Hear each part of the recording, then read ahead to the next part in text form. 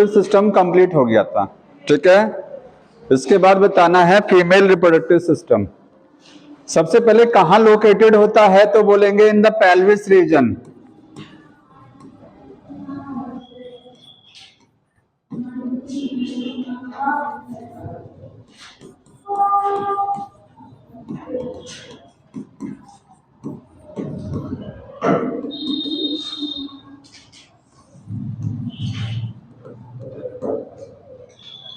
ठीक है, ये इसकी लोकेशन है।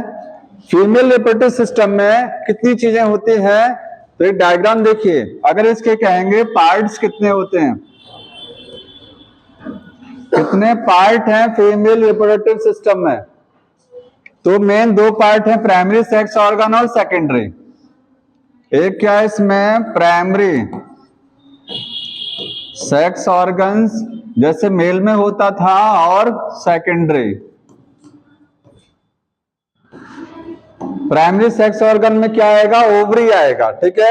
यहां पर 1 पेयर ओवरीज, एक पेयर ओवरी का होगा प्राइमरी। प्राइमरी का काम क्या होता है, क्या करता है प्राइमरी सेक्स ऑर्गन, गैमीट बनाएगा और हार्मोन्स का सिंथेसिस करेगा, ठीक है। हार्मोन बनेगा और गैमीट बनेगा यहां से।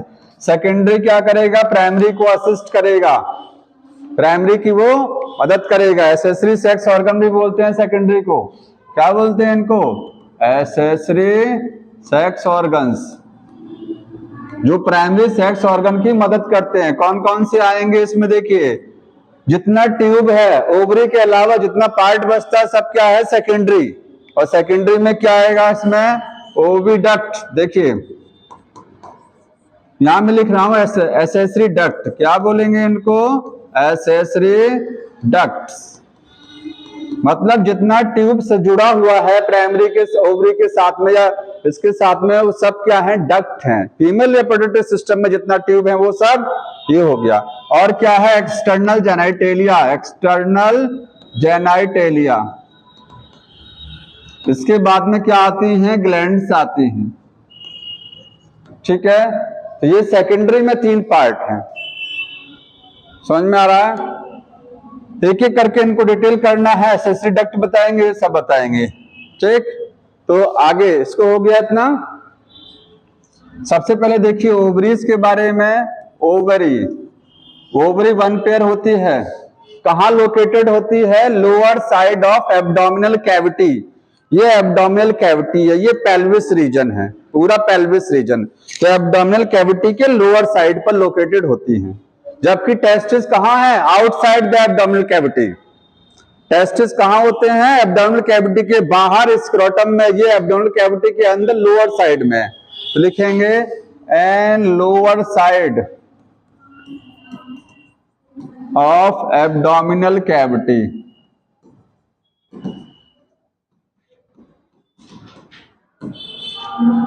ठीक, लोअर साइड में। ओवरी का साइज 2 से 4 से 5 जितना भी लिखा गया होगा, बुक में कितना दिया हुआ है, 3 से 4 सेंटीमीटर लेंथ, हाँ 2 से 4 सेंटीमीटर क्या होती है, इसकी लेंथ होती है। ओवरीज जो होती है, अगर डायग्राम में हाँ बना रहा हूं, पहले डायग्राम समझ लीजिए। देखिए ये 1 पेयर ओवरी हो गया, ठीक है। इसके बाद ओवरी से जुड़ा हुआ क्या रहेगा, ओविडक्ट। तो ओविडक्ट में ये देखिए इस तरीके से,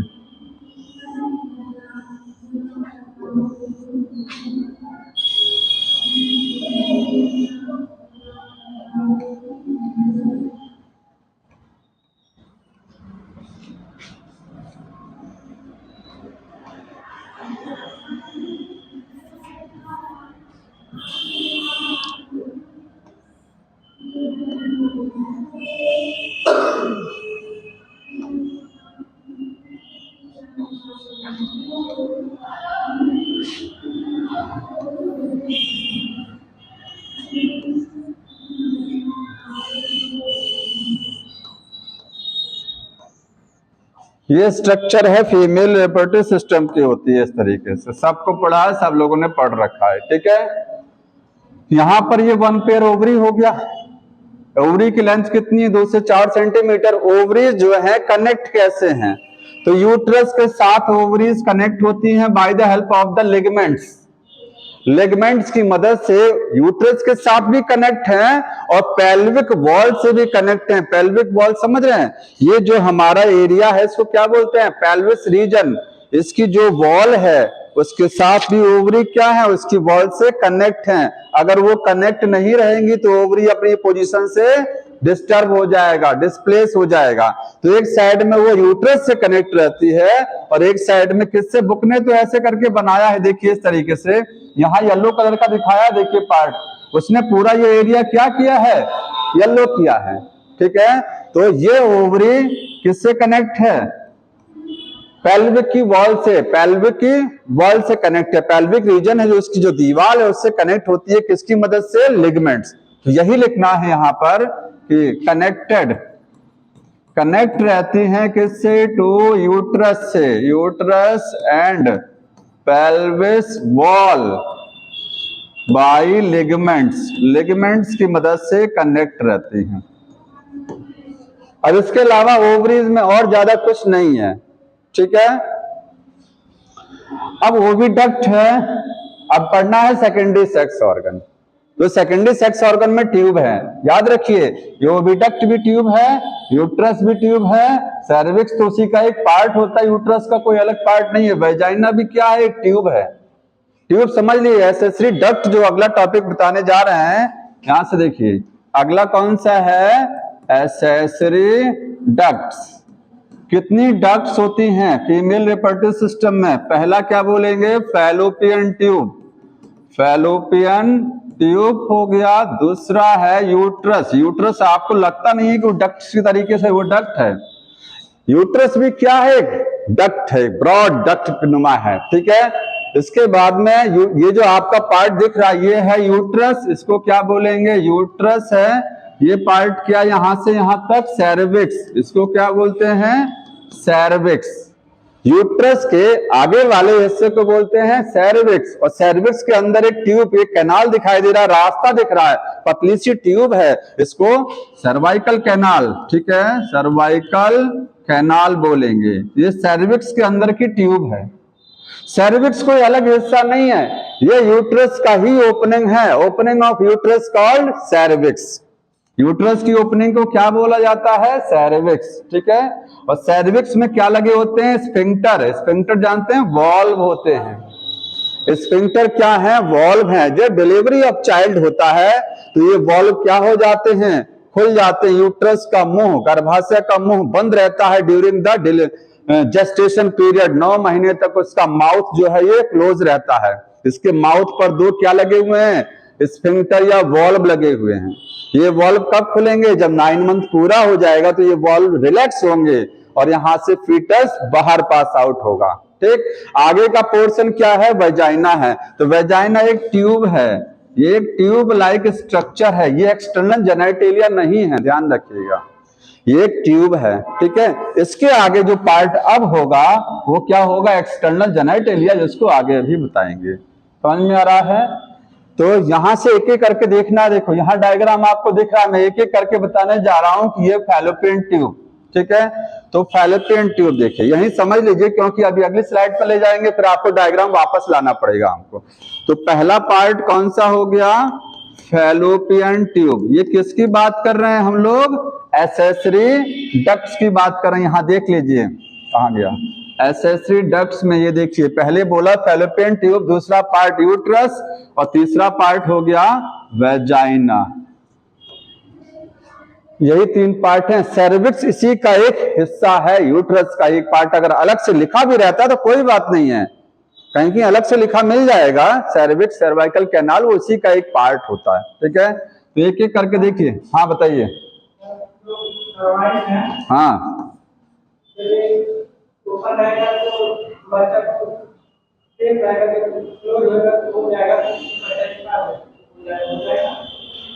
अरे ये क्लोज कब होता है, ये ओपन तब होता है जब डिलीवरी ऑफ चाइल्ड होना होता है, उसके पहले जो है इसका ओपनिंग स्टार्ट हो जाएगा, ओपन हो जाएगा 9 महीने बाद।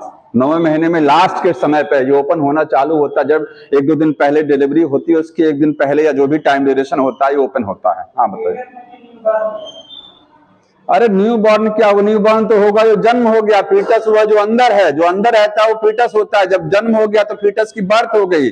Fully develop embryo called foetus. पूरा जो एम्ब्रियो 9 महीने पर डेवलप हो जाता है उसको बोलते हैं फीटस। ठीक है। फैलोपियन ट्यूब देख लीजिए। फैलोपियन ट्यूब की लंबाई बुक में लिखा हुआ है 10 से 12 से 14, कितना जो भी लिखा गया होगा, कितना देख लीजिएगा, 10 से 12 सेंटीमीटर इसकी लेंथ आप ध्यान रखेंगे, बुक में जितना लिखा है। फैलोपियन ट्यूब बोलेंगे इसका, इसमें कितने पार्ट हैं, तो इसमें 3 पार्ट हैं। पहला पार्ट कौन सा है, दिस इज कॉल्ड इन्फंडिबुलम। ये पार्ट है इन्फंडिबुलम। ठीक है। इस पार्ट को बोलेंगे एम्पुला और इस पार्ट को बोलेंगे इस्थमस। इस्थमस। ठीक है, इतना सब जान रहे हैं। सबसे इसमें फनल शेप पार्ट जो इन्फंडिबुलम है, इन्फंडिबुलम ये कैसा है, फनल शेप, फनल शेप्ड है, फनल। इस पर फिंगर लाइक स्ट्रक्चर, उंगली नुमा को संरचना, इनको बोलते हैं फिम्ब्री। ठीक है, तो कंटेन फिम्ब्री, इस पर क्या है, फिम्ब्री है। फिम्ब्री कैसी है, फिंगर लाइक। क्या काम होता है इस फिम्ब्री का, यहां से ओवरी से जब ओवा निकलेगा तो ओवा को कैप्चर करने का काम ये फिम्ब्री करती हैं। फिम्ब्री ऐसे ऐसे होती रहती है हमेशा इस तरीके से। जैसे ओवम यहां से निकला 14वें दिन पर, 14th डे पर ओवा निकलता ओवरी से, 14 या 15, और उस पर जो है जैसे ओवा निकलेगा उसको इस तरीके से ये करती रहती हैं और क्या कर लेंगे, कैच। तो ये क्या करती हैं, कैप्चर करती हैं, कैप्चर ओवम, ओवम कैप्चर करेंगी। ठीक है, जब ओवम ओवरी से रिलीज होगा तो उसको क्या करेंगे, कैप्चर करेंगे। इसकी स्ट्रक्चर फनल शेप है। आगे इसका पार्ट है, बुक ने लिखा infundibulum leads to the ampulla, leads to the wider part called ampulla. Infundibulum किसमें लीड कर रहा है, एक चौड़े हिस्से में। आपको लग रहा है ये ब्रॉड है लेकिन ये तो फनल शेप है। ये हिस्सा सबसे ज्यादा चौड़ा पार्ट है, ध्यान रखिएगा। पूछा जाए फैलोपियन ट्यूब का सबसे ब्रॉड पार्ट कौन सा है, तो एम्पुला है। सबसे ब्रॉड पार्ट कौन सा है, एम्पुला है। तो इन्फंडिबुलम लीड्स मतलब आगे लीड करता है, मिलता है जाकर के किसमें, एम्पुला में, एक वाइडर पार्ट में। अंडरलाइन कर लीजिएगा, लिखा होगा उसमें। ठीक है, दूसरा पार्ट है एम्पुला है। एम्पुला कैसा है, वाइडर पार्ट है, समझ में आया। और आगे का एम्पुला कह सकते हो टर्न है, टर्निंग पॉइंट है जहां से फैलोपियन ट्यूब टर्न रहती है। आगे का पार्ट कौन सा है, इस्थमस। तो आगे का पार्ट है इस्थमस। सबसे लॉन्गेस्ट पार्ट कौन सा है, इस्थमस। सबसे पतला पार्ट कौन सा है, इस्थमस। लिख लीजिएगा, ये लॉन्गेस्ट पार्ट भी है और ये नैरो पार्ट है, नैरो। सबसे ज्यादा नैरोएस्ट पार्ट यही है।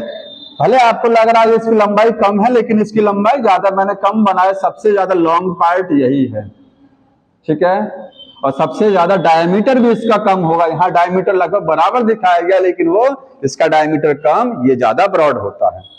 अब इसमें देखिए फर्टिलाइजेशन पूछा जाता है, कहाँ होता है, तो एम्पुला में होता है। और अगर कहीं कहीं पर यह भी आ सकता है एम्पुला इस्थमस के जंक्शन पर, वो भी सही आंसर होता है। एट द जंक्शन यहां होता फर्टिलाइजेशन, यहां से लेकर के यहां तक का पार्ट क्या है, इतना, ये है इस्थमस। और इतना पार्ट जो है ये क्या है, जो फनल शेप का है, केवल इतना, यहां से यहां तक का इतना पार्ट जो फनल शेप है वो क्या है, इन्फंडिबुलम। यहां से लेकर के और यहां तक का पार्ट क्या है, ये एम्पुला है इतना, और आगे का हिस्सा क्या है, इस्थमस। फर्टिलाइजेशन कहां होता है, या तो एम्पुला बोलेंगे या तो इस्थमस और एम्पुला का जंक्शन। जंक्शन का मतलब ये दोनों का बीच का पार्ट, जहां दोनों मिल रहे हैं, जहां दोनों कनेक्ट हो रहे हैं। ठीक है, दोनों आंसर सही होते हैं। तो आप लिख लीजिएगा कि फर्टिलाइजेशन, फर्टिलाइजेशन जो है किस चीज का फर्टिलाइजेशन की बात कर रहे हैं, स्पर्म ओवा।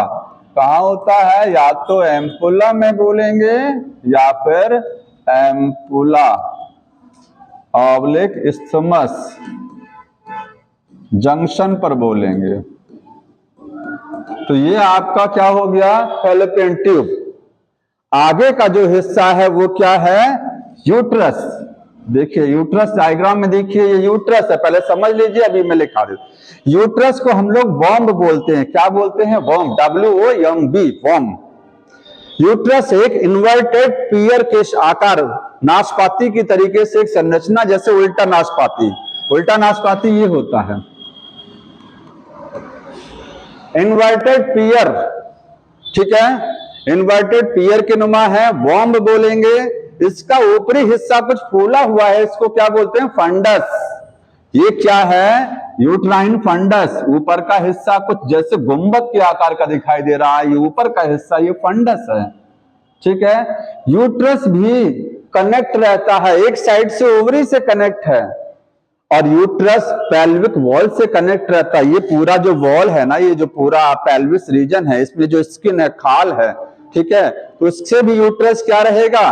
कनेक्ट रहेगा। क्योंकि कनेक्ट नहीं रहेगा तो जब जहां डेवलपमेंट चलेगा बच्चे का, तो पता लगा यूट्रस बहुत भारी हो जाएगा तो गिर जाएगा, वो टूट टाट के हो तो उसको पोजीशन में होल्ड करने के लिए क्या होता है? यूट्रस लिगामेंट से कनेक्ट रहते हैं। किससे? पेल्विस रीजन से। समझ में आ रहा है? तो यहां मैं लिख दे रहा हूं। और एक चीज समझिए, यूट्रस में 3 लेयर होती हैं। इसकी वॉल, इसकी दीवार में कितना लेयर है? 3 लेयर है। आपको एक लेयर नजर आ रहा है? एक में 3 है। इस तरीके से 3 लेयर हैं। बाहर की लेयर को क्या बोलेंगे? पेरीमेट्रियम। बीच वाली लेयर मायोमेट्रियम, अंदर की लेयर एंडोमेट्रियम। तीनों लेयर का काम क्या होता है अभी देख लीजिए। फिर से यहां से देखिए, अब मैं यहां लिख रहा हूं, यूट्रस को हम लोग क्या बोलेंगे? यूट्रस को बोलेंगे वॉम्ब।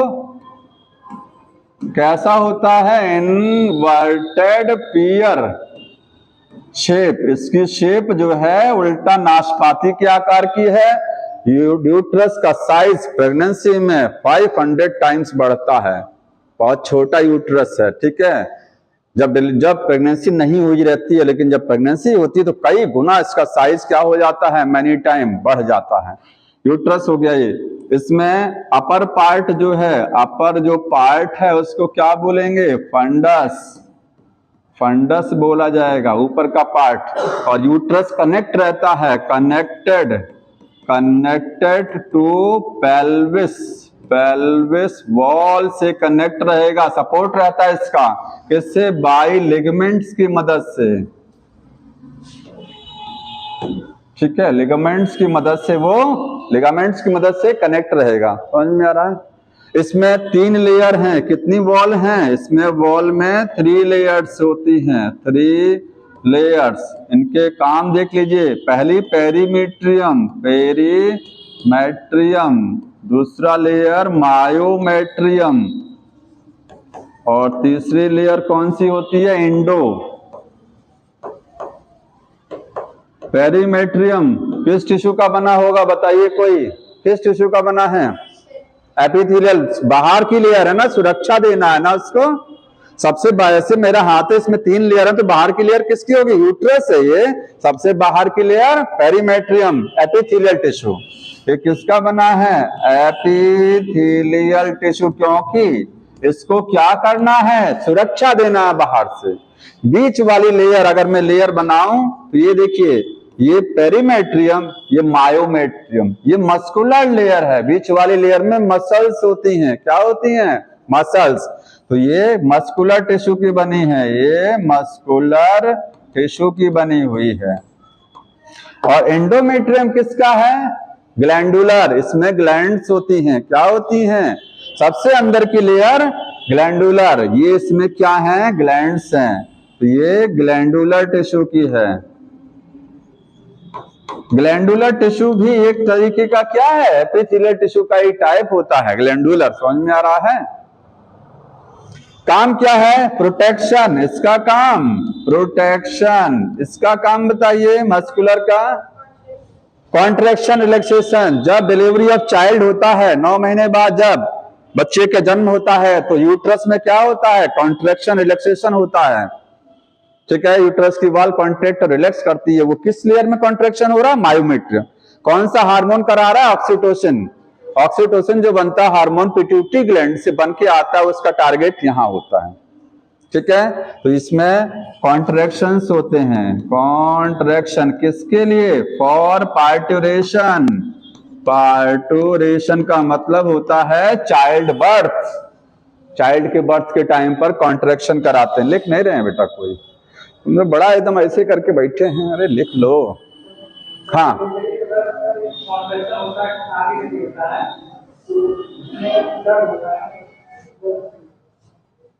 बैठ जाओ, बैठ जाओ। बता रहे हैं, जैसे ये है कि अगर सुन ली ध्यान से, अगर चाइल्ड की बर्थ आसान नहीं हो रही है तो बाहर से इंजेक्शन दिया जाता है ऑक्सीटोसिन का। क्यों दिया जाता है, ताकि कॉन्ट्रैक्शन फास्ट हो जाए। कहते हैं कुछ लोगों को पेन नहीं जनरेट हो रहा है, जब पेन जनरेट होता तभी तो जाते हैं डॉक्टर के पास, पेन नहीं हो रहा है, ठीक है। तो जब जाएंगे वहां पर तो ऑक्सीटोसिन का इंजेक्शन दिया जाएगा। ऑक्सीटोसिन बाहर से दिया जाता है, मान लीजिए पिट्यूटरी ग्लैंड कम बना रही है, बाहर से दिया जाएगा, वही यूट्रस में कॉन्ट्रैक्शन रिलैक्सेशन फास्ट करेगा। समझ में आ रहा है। एंडोमेट्रियम ग्लैंडुलर टिश्यू क्या काम है बताइए, इस लेयर का, सबसे अंदर की लेयर क्या करती है। दो काम है इसके, हाँ बताइए। इसके दो काम हैं, एस्ट्रोजन नहीं बनता है इससे, अंदर की लेयर से मेंस्ट्रुअल फ्लूइड बनता है। मेंस्ट्रुअल फ्लूइड किस लेयर से बन के आता है, एंडोमेट्रियम कट कट करके, टूट टूट करके निकलती है, तो इससे क्या बनेगा, मेंस्ट्रुअल फ्लूइड बनेगा। मैं नोट कर लीजिएगा, जो आपको नहीं आता है ना वो नोट करते रहा करिए। मेंस्ट्रुअल फ्लूइड नहीं, यहां तो समझ में आ जाएगा कि अच्छा समझ में आ गया, इसके बाद भूल जाएंगे। और क्या काम है इसका, इम्प्लांटेशन। जब देखिए यूट्रस में जब ब्लास्टोसिस्ट आकर के इम्प्लांट करेगा, चिपकेगा, तो ब्लास्टोसिस्ट जानते हैं बरीड हो जाता है। ब्लास्टोसिस्ट जिसको आप एम्ब्रियो कहेंगे, एम्ब्रियो धंसता है यूट्रस में, बरी करता है। तो ग्लैंड जो अंदर की लेयर है एंडोमेट्रियम, इसी में क्या होता है, प्रोलिफरेशन होता है। यही लेयर क्या करती है, इसको कह सकते हैं कि यूट्रस के अंदर एम्ब्रियो को अटैच कराने में इसी लेयर का क्या है, रोल है, अटैचमेंट ऑफ ब्लास्टोसिस्ट। तो दूसरा, हाँ अटैचमेंट कराएगा ऑफ ब्लास्टोसिस्ट, नोट कर लीजिए, बुक में दिया नहीं होगा। हाँ क्या कह रहे हैं, कुछ कह रहे हैं। स्पर्म नहीं अटैच होगा, ये अटैच होता है ब्लास्टोसिस्ट, अभी समझाएंगे धीरे धीरे। इतना जितना बता रहे इतना आप समझते जाइए बस। हाँ इसी की वजह से ब्लीडिंग होती है, जब फर्टिलाइजेशन नहीं होता तब ब्लीडिंग होती है। अभी मेंस्ट्रुअल साइकिल आने तो दीजिए, यहां तक समझ में आ गया। ये यूट्रस की तीनों लेयर हो गया, यूट्रस फिनिश हो गया। अब हमने आपको यूट्रस, आगे देखिए जो सैर्विक्स है, सैर्विक्स क्या है, ये है ओपनिंग ऑफ यूट्रस। क्या बोलेंगे, ओपनिंग ऑफ यूट्रस। यूट्रस का जो माउथ होता है, यूट्रस गर्भाशय का जो मुंह होता है, उसी को क्या बोलते हैं, सैर्विक्स। और उसके अंदर एक कैनाल लगी होती है, एक ट्यूब होता है, जैसे ये यूट्रस है, इसका ओपनिंग ये है, ठीक। इसी को क्या बोलेंगे, यहां से यहां तक सर्विक्स है, अंदर एक ट्यूब लगा है, ये ट्यूब दिख रहा है, खाली जगह है ना ट्यूब, अंदर क्या है, सर्वाइकल कैनाल। तो और कंटेन सर्विक्स में क्या होगा, cervical canal, cervical canal, sphincter होते हैं। अब देखिए ये सर्विक्स है और आगे का पोर्शन वेजाइना है, दोनों को मिला करके बर्थ कैनाल। जन्म जो होता है बच्चे का वो यूट्रस में डेवलप होगा, जिस ट्यूब के रास्ते होता हुआ बच्चा आगे बाहर पास आउट होता है, उन ट्यूब को बर्थ कैनाल बोलते हैं। उसमें दो कैनाल आती हैं, एक सर्विक्स के कैनाल से होकर गुजरेगा, एक वेजाइना से होकर गुजरेगा। दोनों ट्यूब हैं, दोनों ट्यूब को मिला करके क्या बोलते हैं, बर्थ कैनाल बोलते हैं। समझ में आ रहा है। तो यहां लिख लीजिएगा कि जो बर्थ कैनाल है, बर्थ कैनाल, उसमें कितना चीजें आएगा, सर्वाइकल कैनाल प्लस वेजाइना, ठीक, दोनों को मिला करके बर्थ कैनाल। अगला पार्ट है एक्सटर्नल जेनिटेलिया।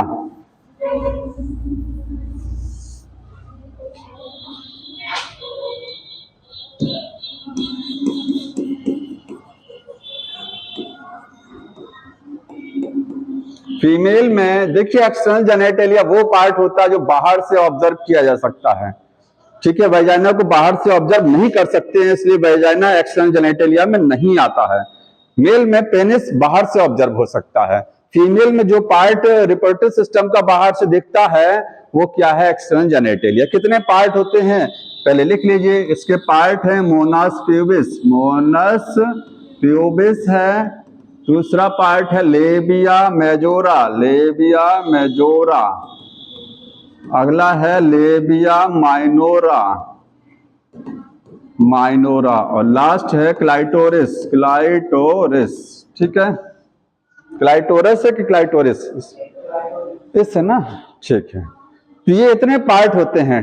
अब देखिए इनको एक एक करके समझ लीजिए क्या कह रहे हैं।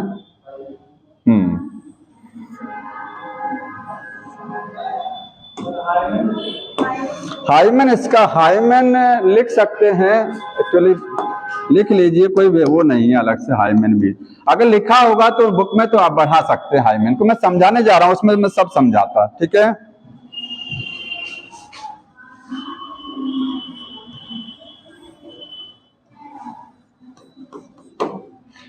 देखिए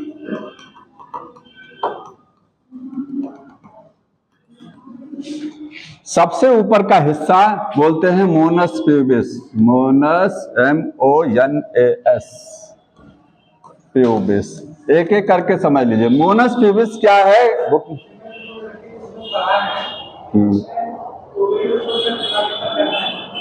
ओवरी को छोड़ करके बाकी हिस्सा सेकेंडरी सेक्स ऑर्गन। ओवरी को छोड़ दीजिए, ओवरी प्राइमरी में है, बाकी सारा हिस्सा सेकेंडरी में आता। समझ में आया। अब देखिए सबसे ऊपर क्या है, ये एक्सटर्नल जेनिटलिया है, ऊपर का हिस्सा मोनस प्यूबिस है। ठीक है, मोनस प्यूबिस क्या है, एक लिखा बुक में कशन ऑफ फैटी टिश्यू, मतलब फैटी टिश्यू का बना हुआ एक कशन होता है। तो आप नोट कर लीजिए, यहां पे लिख रहे हैं, देखिए एक एक करके। मोनस प्यूबिस क्या है, प्यूबिस ये है cushion of fatty tissue, fatty tissue या फैट का भी बोल सकते हैं, उसका कशन है।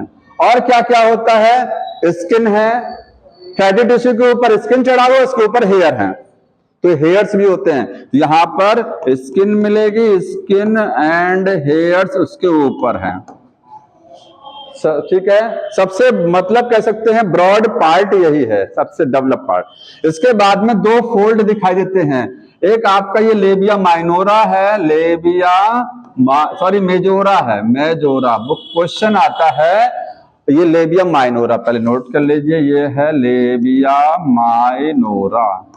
दो यहां पर फ्लैप दिखाई दे रहे हैं, फ्लैप्स की तरीके से स्ट्रक्चर दिख रही है। मेजोरा बड़ा फ्लैप है, माइनोरा अंदर का फ्लैप है जो पतला होता है। क्वेश्चन आता है कि ये किसका हिस्सा है, मॉन्स प्यूबिस का हिस्सा है। मॉन्स प्यूबिस नीचे की साइड में जा करके नीचे की साइड में लेबिया मेजोरा बनाता है। ठीक है, तो ध्यान रखेंगे यहां पर लेबिया मेजोरा, देखिए लेबिया मेजोरा, ये आउटर, ये बाहर की साइड में है, बाहर की साइड में होता है, आउटर फ्लैप है। ठीक है, और किससे बनता है, फॉर्म्ड बाय मोनस प्यूबिस, उससे बनेगा। अंदर का पार्ट ये थिन फ्लैप है, इसको क्या बोलेंगे, लेबिया माइनोरा। यही नोट कर लीजिए ये कैसा होता है, थिन फ्लैप है, अंदर की साइड में है, इनर साइड, आउटर साइड में मेजोरा और इनर साइड में माइनोरा, ये इनर साइड में है। यहां पर एक स्ट्रक्चर लगी होती है जहां पर दोनों लेबिया माइनोरा ऊपर की साइड में, at the junction of labia minora, labia minora के ऊपर के जंक्शन पर, क्लाइटोरस, क्लाइटोरिस। ठीक है, ये कहां होता है, जंक्शन ऑफ, हाँ अपर जंक्शन बोलेंगे, ध्यान रखना, क्वेश्चन में लोअर भी दे सकता है, ऊपर का junction of labia minora, labia minora. ये एक्साइटेबल ऑर्गन है। क्लाइटोरिस क्या है, ये लिखिएगा, इस पे बढ़ाइएगा, ये क्या है, एक्साइटेबल ऑर्गन है, एक पार्ट है जो एक्साइटेशन में मदद करता है, प्लेजर प्रोवाइड कराता है, और it is the analogous to the human penis. ये क्वेश्चन आता है कभी कभी कि कौन सा पार्ट फीमेल का ऐसा है जो मेल में दोनों फंक्शन सेम है। मेल रिप्रोडक्टिव सिस्टम और फीमेल रिप्रोडक्टिव सिस्टम में एक पार्ट कॉमन है, एग्जैक्ट सेम तो नहीं है लेकिन एनालॉगस में आएगा, ये है, ठीक है। वहां पर भी उसका काम एक्साइटेशन, हालांकि उससे स्पर्म रिलीज होते हैं, यहाँ इससे स्पर्म ओवर रिलीज नहीं होगा गैमीट, लेकिन ये एक्साइटेशन में मदद करता है, ठीक है। अब यहां पर देखिए एनस कहां होगा, यहां डाइजेस्टिव सिस्टम की ओपनिंग यहां है, डायग्राम बुक में बना होगा, ये क्या है, एनस, ठीक है। ये पार्ट क्लाइटोरस हो गया और यहां पर ये आइए, ये है यूरेथ्रा ओपनिंग, ये क्या है, यूरेथ्रल ओपनिंग है, ठीक है। और ये पार्ट है वेजाइना। अब यही थोड़ा समझना है कि मेल में स्पर्म और क्या चीज, यूरिन एक ही रास्ते से पास आउट होता है, उसको उस ट्यूब को क्या बोलते हैं, यूरेथ्रा। यूरेथ्रा एक ट्यूब है जो पेनिस के अंदर होती है और उससे स्पर्म भी जाएगा और उससे यूरिन भी पास आउट होगा, लेकिन एक बार में एक ही चीज पास आउट होगी, या तो स्पर्म या तो यूरिन। लेकिन फीमेल में दो ओपनिंग है अलग अलग, यूरिन को पास कराने वाली ओपनिंग अलग है, यहां से यूरिन पास आउट होगा, ठीक है, और यहां से क्या पास आउट होंगे, ओवा, ओवा पास आउट होगा ना, ओवा तो पास आउट नहीं होता है, डेड ओवा, ओवा नहीं पास आउट होगा। ये यहां से फीटस ये वेजाइना है जो सेक्सुअल इंटरकोर्स का काम करेगी और यहां से चाइल्ड का डिलीवरी होता है, यहीं से चाइल्ड की डिलीवरी होगी, ठीक है। अब समझना है, यहां पर देखिए इस पर एक मेम्ब्रेन चढ़ा होता है, उसी मेम्ब्रेन को क्या बोलते हैं, हाइमेन। वेजाइना को कवर्ड करने वाली एक मेम्ब्रेन होती है, झिल्ली होती है, उस झिल्ली को क्या बोलते हैं, हाइमेन।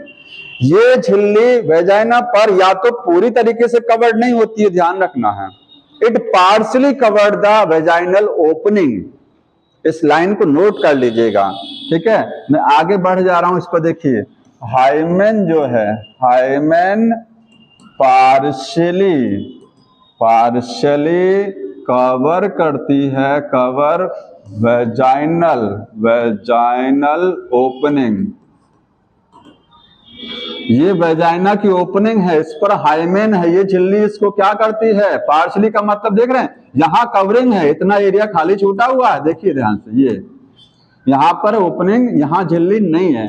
सोचिए पूरा कवर क्यों नहीं करती है, ये पूरा वेजाइना की सरफेस को ये हाइमेन कवर नहीं करती, क्योंकि अगर ये पूरा कवर कर लेगा तो मेंस्ट्रुअल फ्लूइड कहां से जाएगा, मेंस्ट्रुअल फ्लूइड 12 साल के बाद से मेंस्ट्रुएशन स्टार्ट हो जाता है, प्यूबर्टी पर तो मेंस्ट्रुअल फ्लूइड तो रिलीज होता रहता है ना, भले जो है प्रेगनेंसी ना हो, लेकिन मेंस्ट्रुअल फ्लूइड जो है बाहर कैसे निकलेगा, अगर ये पूरा झिल्ली उसको कवर किए रहेगा, तो पार्शली कवर करता है ताकि थोड़ा सा स्पेस रहता है यहाँ पर, उसी स्पेस से क्या है, मेंस्ट्रुअल फ्लूइड बाहर रिलीज होता रहता है, समझ रहे हैं ना जी, इसलिए पूरा कवरिंग नहीं होती है इसकी।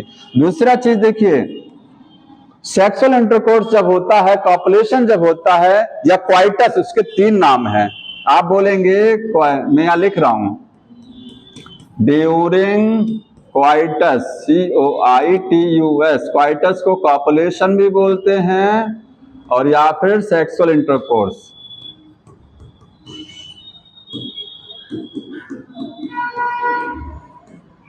सेक्सुअल इंटरकोर्स या कॉपुलेशन या क्वाइटस के समय ये झिल्ली ब्रेक भी हो सकती है और नहीं भी ब्रेक हो सकती है, समझ रहे हैं इस लाइन को, ये झिल्ली ब्रेक भी हो सकती है और मेंटेन भी रह सकती है, हो सकता है ये पूरी कम बची रहे, इसमें कोई ब्रेकेज ना आए, ठीक, क्योंकि ऐसा तो नहीं है कि इसने पूरा कवर्ड कर रखा है, सरफेस को तो पूरा कवर नहीं किया है, अगर पूरा कवर्ड होता तो आप मान सकते थे कि सेक्सुअल इंटरकोर्स के टाइम पर ये झिल्ली ब्रेक होना मस्ट है, जरूरी है, लेकिन ये ब्रेक नहीं भी हो सकती है क्योंकि इसमें थोड़ा सा स्पेस साइड में खाली है, तो इंटरकोर्स के टाइम पर कभी कभी ये बचा रह जाता है, ठीक। और कभी कभी ऐसा होता है कि इंटरकोर्स नहीं भी, इंटरकोर्स के पहले ही ये झिल्ली टूट जाती है, हॉर्स राइडिंग, जैसे बच्ची है, मान लीजिए कहीं हॉर्स राइडिंग और साइकिलिंग हो रही है, साइकिल चला रहे हैं, कहीं से गिर गए तो ये झिल्ली ब्रेक भी हो जाती है ऑटोमेटिक, तो कोई जरूरी नहीं है कि ये सेक्सुअल इंटरकोर्स के टाइम पर ये झिल्ली ब्रेक होती है, कोई जरूरी नहीं है, पहले भी ब्रेक हो सकती है और सेक्सुअल इंटरकोर्स के दौरान बचा भी रह सकता है, मेंटेन भी रह सकती है। तो इसका सेक्सुअल इंटरकोर्स से लेना देना नहीं है कि अगर ये झिल्ली नहीं है तो कहेंगे सेक्सुअल इंटरकोर्स नहीं हुआ है, अगर है तो नहीं हुआ और नहीं है तो हुआ, इसका कोई मतलब नहीं है।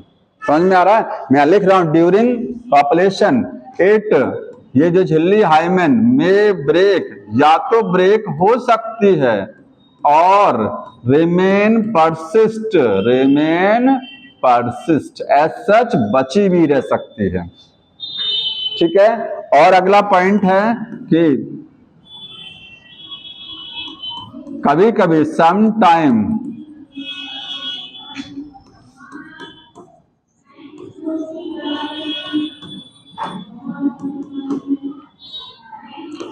विदाउट इंटरकोर्स, बिना इंटरकोर्स के जो है ये झिल्ली क्या हो सकती है, ब्रेक हो सकती है।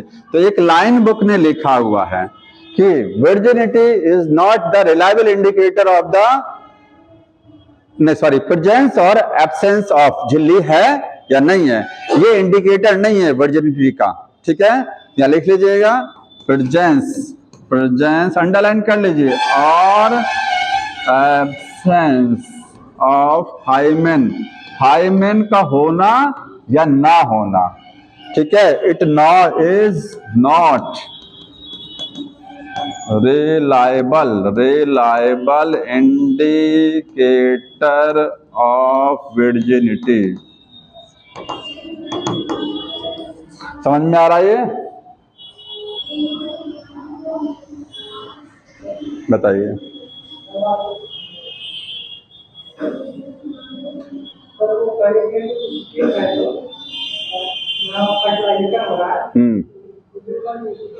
हाँ, ल्यूमेन, अरे भाई फैलोपियन ट्यूब के अंदर खाली जगह होती है, उसके अंदर की जगह को ल्यूमेन बोलेंगे आप। इस्थमस जो है, जो इस्थमस किनारे वो पार्ट है, इस्थमस जो कभी आता क्वेश्चन, इस्थमस कौन सा पार्ट है फैलोपियन ट्यूब का? वो हिस्सा जो यूट्रस के साइड में होता है, और जो ओवरी के साइड में है वो क्या होता है, इन्फंडिबुलम है। समझ में आ रहा है? तुम्हारा क्वेश्चन सॉलिड नहीं रहता है। समझ में आ रहा है? सॉलिड रहे तो अच्छा भी लगता। कोई बात नहीं है, अपनी समस्याएं पूछिए, हमको दिक्कत नहीं है। हाँ, क्या कर रहे हैं? विग्रस कहाँ, वर्जिनिटी लिखा मैंने, विग्रस कहीं लिखा है टर्म? तो हाँ बताइए, लाइन पढ़ी तो बताऊं, जल्दी से जल्दी पढ़ा करिए। बुक की लाइन है, बुक में लाइन लिखी गई है, लाओ जल्दी से लिखा दो जी। कहाँ है? इतना छोटा छोटा तो हमको देखेगा भी नहीं। कौन सा बताइए? ये देखिए विग्रस फिजिकल एक्टिविटी। हाँ वाइग्रस है, पढ़ देखिए ये लिखा है कि हाइमेन ब्रेक कब हो जाती है। वाइग्रस का मतलब ज्यादा, अगर फिजिकल एक्टिविटी एक्सरसाइज ज्यादा कर रहे हैं, जिम ज्यादा कर रहे हैं, लड़कियों की बात हो रही है, ठीक है, हॉर्स राइडिंग हो रही है, साइकिलिंग हो रही खूब और जंपिंग हो रही, तो ये लेयर टूट सकती है वाइग्रस एक्टिविटी में, कोई भी एक्टिविटी में। ठीक है, विग्रस नहीं हो गया ये आप खत्म हो गया पूरा। इसके बाद यूट्रस फिनिश हो गया, ये हो गया। अब बचा है मैमेरी ग्लैंड्स। ग्लैंड बताना है ना, डक्ट सब खत्म हो गया। अब ग्लैंड्स में आ जाइए, लास्ट जो है वो है ग्लैंड्स। तो कौन कौन सी ग्लैंड्स होती हैं फीमेल रिप्रोडक्टिव सिस्टम में? तो एक है बार्थोलियन ग्लैंड, बार्थोलियन ग्लैंड जो बुक में नहीं दिया है। हाँ कहीं कहाँ दिया है, कोई बात नहीं, देख लीजिएगा। और दूसरा है मैमेरी ग्लैंड्स, मैमेरी ग्लैंड्स।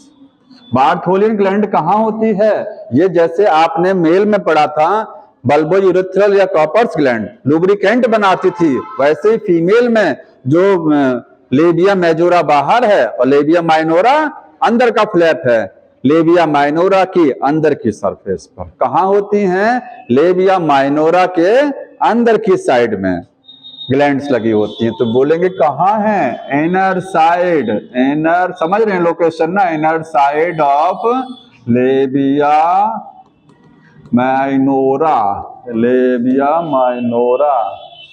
बायोलॉजी है, मैथमेटिक्स तो नहीं है। हाँ जी, ये तुम्हारे साथ है ऐसे ही ना, कोई बात नहीं है। हाँ ऐसे बैठे हैं इसलिए हम पूछ लिया। हो गया? अंदर की साइड में लेबिया माइनोरा जो अंदर वाला फ्लैप होता है उसके अंदर अंदर लगी होती हैं। क्या करती हैं? लुब्रिकेंट बनाती हैं।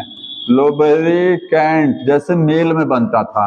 मैमरी ग्लैंड्स, बुक ने लिखा है एक लाइन, बहुत इंपॉर्टेंट लाइन है, स्टेटमेंट वाइज अंडरलाइन करते रहा करिएगा कि मेमोरी ग्लैंड्स जो हैं वो स्ट्रक्चरली एंड फंक्शनली कनेक्ट होती हैं रिप्रोडक्टिव सिस्टम के साथ। ऐसा नहीं होता कि मेमोरी ग्लैंड जो है वो उनका रिप्रोडक्टिव सिस्टम से कोई लेना देना नहीं है, लेना देना है। समझ में आया? मेमोरी ग्लैंड्स का भी ताल्लुक है, उसका भी मतलब है, उसका लेना देना है किससे? रिप्रोडक्टिव सिस्टम के साथ में। स्ट्रक्चरली भी है और फंक्शनली भी है, दोनों है। यहां लिख लीजिएगा कि associated with structurally and functionally with female reproductive system. जितना फीमेल रिप्रोडक्टिव सिस्टम अभी तक आपने पढ़ा, मेमोरी ग्लैंड्स उनके साथ कनेक्ट रहती हैं, स्ट्रक्चरली और फंक्शनली दोनों। और लिखा है, एक लाइन और लिखा, दोनों पे स्टेटमेंट बना के लिख लीजिएगा, इंपॉर्टेंट लाइन लिखिएगा, 2 लाइन है इस बुक में। और क्या लिखा हुआ है? इट प्रमोट, मेमोरी ग्लैंड क्या करती हैं? इट प्रमोट कराती हैं किसको? ओवुलेशन को, फर्टिलाइजेशन को, डिलीवरी ऑफ चाइल्ड और बेबी का ब्रेस्ट फीडिंग या टेक केयर ऑफ बेबी। ठीक है, यहां लिखेंगे प्रमोट कराती हैं, प्रमोट ओवुलेशन, फर्टिलाइजेशन कॉमा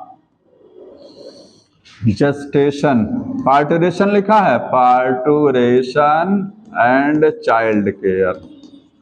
मतलब एक कह सकते हैं कि फीमेल रिप्रोडक्टिव सिस्टम में जो भी काम चल रहे हैं, क्या काम होता है?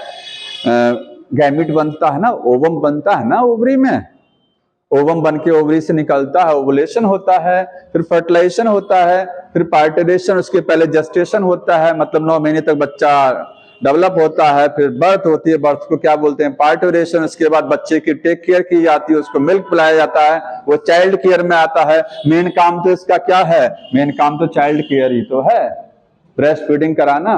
ठीक है, तो ये सब जो है इनको मेमोरी ग्लैंड इनको प्रमोट कराती हैं, क्योंकि मेमोरी ग्लैंड इसके फीमेल रिप्रोडक्टिव सिस्टम के साथ एसोसिएटेड रहती हैं। समझ में आ रहा है? तो दोनों एक दूसरे से मतलब है दोनों का। अब पढ़ना है मेमोरी ग्लैंड्स के बारे में। मेमोरी ग्लैंड्स, तो मेमोरी ग्लैंड्स 1 पेयर हैं, फीमेल्स में फंक्शनल है, मेल में फंक्शनल नहीं है। मेल में भी है लेकिन वो क्या है? फंक्शनल नहीं है। तो लिखेंगे फंक्शनल कहां होती हैं? Functional in female. Memory gland female में क्या होती हैं? फंक्शनल, काम करती हैं। जानते हैं क्यों? क्या कारण है कि मेल में फंक्शनल नहीं होती हैं? एस्ट्रोजन जो आपको बताया था, कौन सा ग्लैंड था वो? एड्रेनल ग्लैंड के कॉर्टेक्स पार्ट में हार्मोन बताया था आपको ना। ठीक है, सेक्स कॉर्टिकॉइड, उसमें बताया था टेस्टोस्टेरोन और एस्ट्रोजन। एस्ट्रोजन मेल में बहुत कम बनता है लेकिन कम। फीमेल में एस्ट्रोजन बहुत ज्यादा बनता है। ठीक है, इस एस्ट्रोजन ही जरूरी है मेमोरी ग्लैंड को डेवलप कराने के लिए। तो एस्ट्रोजन कम बनता है, इसलिए मेल में मेमोरी ग्लैंड डेवलप नहीं होते हैं, कारण यही है। तो फंक्शनल होती हैं। अब देखिए, जब बच्चा छोटा होता है, जब अगर गर्ल है, लड़की है, जब बर्थ होती है तो मेमोरी ग्लैंड का जो साइज बढ़ता है धीरे धीरे, उसको बढ़ाने में किसका रोल होता है? एस्ट्रोजन का। हालांकि शुरुआत में एस्ट्रोजन ज्यादा नहीं बनता, ध्यान रखिए। एस्ट्रोजन का लेवल कब ज्यादा उठेगा? आपको 12 साल बाद, जब प्यूबर्टी आती है, जब मेंस्ट्रुअल साइकिल स्टार्ट हो जाती है, तब एस्ट्रोजन बनना, अभी बताएंगे, एस्ट्रोजन का लेवल बढ़ता है उस समय। तो ब्रेस्ट का साइज भी देखा जाए तो 12 साल बाद ही इंक्रीज करता है। ठीक है, उसके पहले ज्यादा नहीं। उसके पहले अगर इंक्रीज हो रहा है तो उसमें एस्ट्रोजन का रोल है, और एस्ट्रोजन तो फीमेल में ज्यादा पहले भी बनता है। तो शुरुआत में मेमोरी ग्लैंड के साइज को बढ़ाता कौन है? एस्ट्रोजन। इसके बाद जब प्रेगनेंसी होती है तो प्रेगनेंसी के समय, प्रेगनेंसी के बाद भी ब्रेस्ट का साइज इंक्रीज होता है, उसमें प्रोजेस्टेरोन का रोल होता है। ठीक है, क्योंकि प्रेगनेंसी में हार्मोन मेन कौन सा है, प्रोजेस्टेरोन है, तो प्रोजेस्टेरोन भी इंप्रूव करता है क्योंकि चाइल्ड को फीडिंग करानी है, तो चाइल्ड फीडिंग के लिए डेवलपमेंट जरूरी है। तो अगर कहा जाए इसका यहां लिखेंगे एस्ट्रोजन हार्मोन जो है, एस्ट्रोजन हेल्प्स एंड डेवलपमेंट, इसके डेवलपमेंट में एस्ट्रोजन का रोल होता है। अब मेमोरी ग्लैंड्स जो होती हैं उनका स्ट्रक्चर देखिए किस तरीके का स्ट्रक्चर होता है। हाँ। कहानी खत्म हो गई है। सेकेंडरी सेक्स, हाँ बता, सेकेंडरी यही है, ये सब सेकेंडरी। जैसे ओवरी को आप छोड़ दीजिए, ओवरी प्राइमरी है जिसमें गैमीट बनता है, स्पर्म या ओवा, टेस्टिस वहां यहाँ ओवरी, बाकी सब सेकेंडरी, जितना बचा सब सेकेंडरी में आएगा। इससे ये भी सेकेंडरी मदद कर रहा ना, आखिर कुछ ना कुछ तो रोल है इसका कि नहीं है, ठीक है। हाँ सेकेंडरी में है ये भी, प्राइमरी में केवल ओवरी है। अभी आपको चार्ट के माध्यम से दिखाया था। मेमोरी ग्लैंड्स में देखिए क्या क्या होता है, तो बोलेंगे each memory gland, each memory gland, अभी डायग्राम बना रहे हैं, ईच मेमोरी ग्लैंड, उसमें 15 से 20 तक मेमोरी लोब्स होती हैं, 15 to 20 मेमोरी लोब्स। जैसे टेस्टिस में बताया था आपको, टेस्टिस में 250 छोटे छोटे कंपार्टमेंट होते हैं, टेस्टिकुलर लोब्स। वैसे यहां डायग्राम में देखिए इस तरीके से, यहां पर एक लोब, मैं लोब बना रहा हूं रफी, एक लोब ये हो गया, एक लोब ये, मैंने 3 लोब बनाया है। मेमोरी ग्लैंड में कितनी लोब बनाई हैं, 3। ऐसे ही 15 मिनिमम और मैक्सिमम कितनी हो सकती हैं, 20 लोब्स हो सकती हैं, ठीक है। अब हर लोब के अंदर क्या क्या, अच्छा एक चीज और लिखा गया है कि ब्रेस्ट का जो साइज होता है, या मेमोरी ग्लैंड को ही ब्रेस्ट बोलते हैं, दूसरा नाम, इनका जो साइज है, ठीक है, ब्रेस्ट साइज, ये किस चीज पर डिपेंड करता है, ये फैट पर डिपेंड करता है, ठीक है।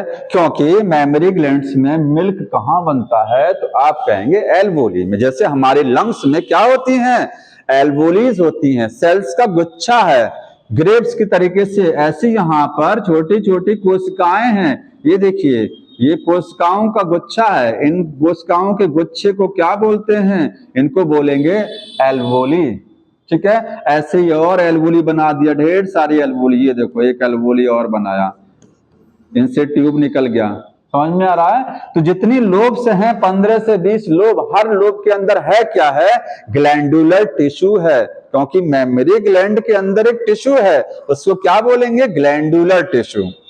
वो ग्लैंड्स हैं, क्या बनाती हैं, वो मिल्क बनाती हैं, मिल्क रिलीज भी कराती हैं। तो ग्लैंड्स कौन सी हैं, ये जो आपको सेल दिखाई दे रही हैं, यही क्या है, ये ग्लैंड्स हैं, जो मेमोरी ग्लैंड के अंदर असली ग्लैंड ये है।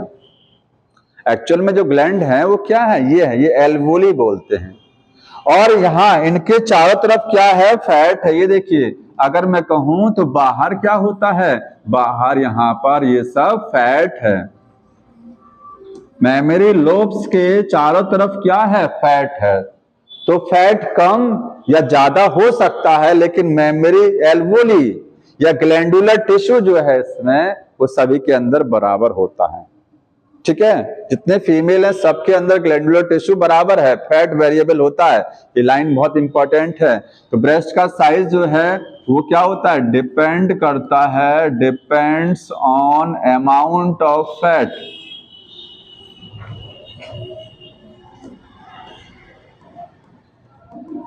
फैट के अमाउंट पर, ठीक है। और लिखेंगे मेमोरी ग्लैंड्स में कितनी चीजें होती हैं, उसमें आपको मिलेगा ग्लैंडुलर टिश्यू है, और क्या है, प्लस फैट है। तो यही फैट क्या होता है, वेरिएबल। बुक ने लिखा है फैट इज वेरिएबल, टिश्यू सब में सेम है। समझ में आ रहा है, इस चीज ध्यान रखिएगा। एल्वोली की, अब हर मेमोरी लोब में क्या क्या चीजें होती हैं वो समझना है। 15 से 20 मेमोरी लोब हैं, तो लिखेंगे ईच मेमोरी लोब में क्या मिलेगा देखने को, contain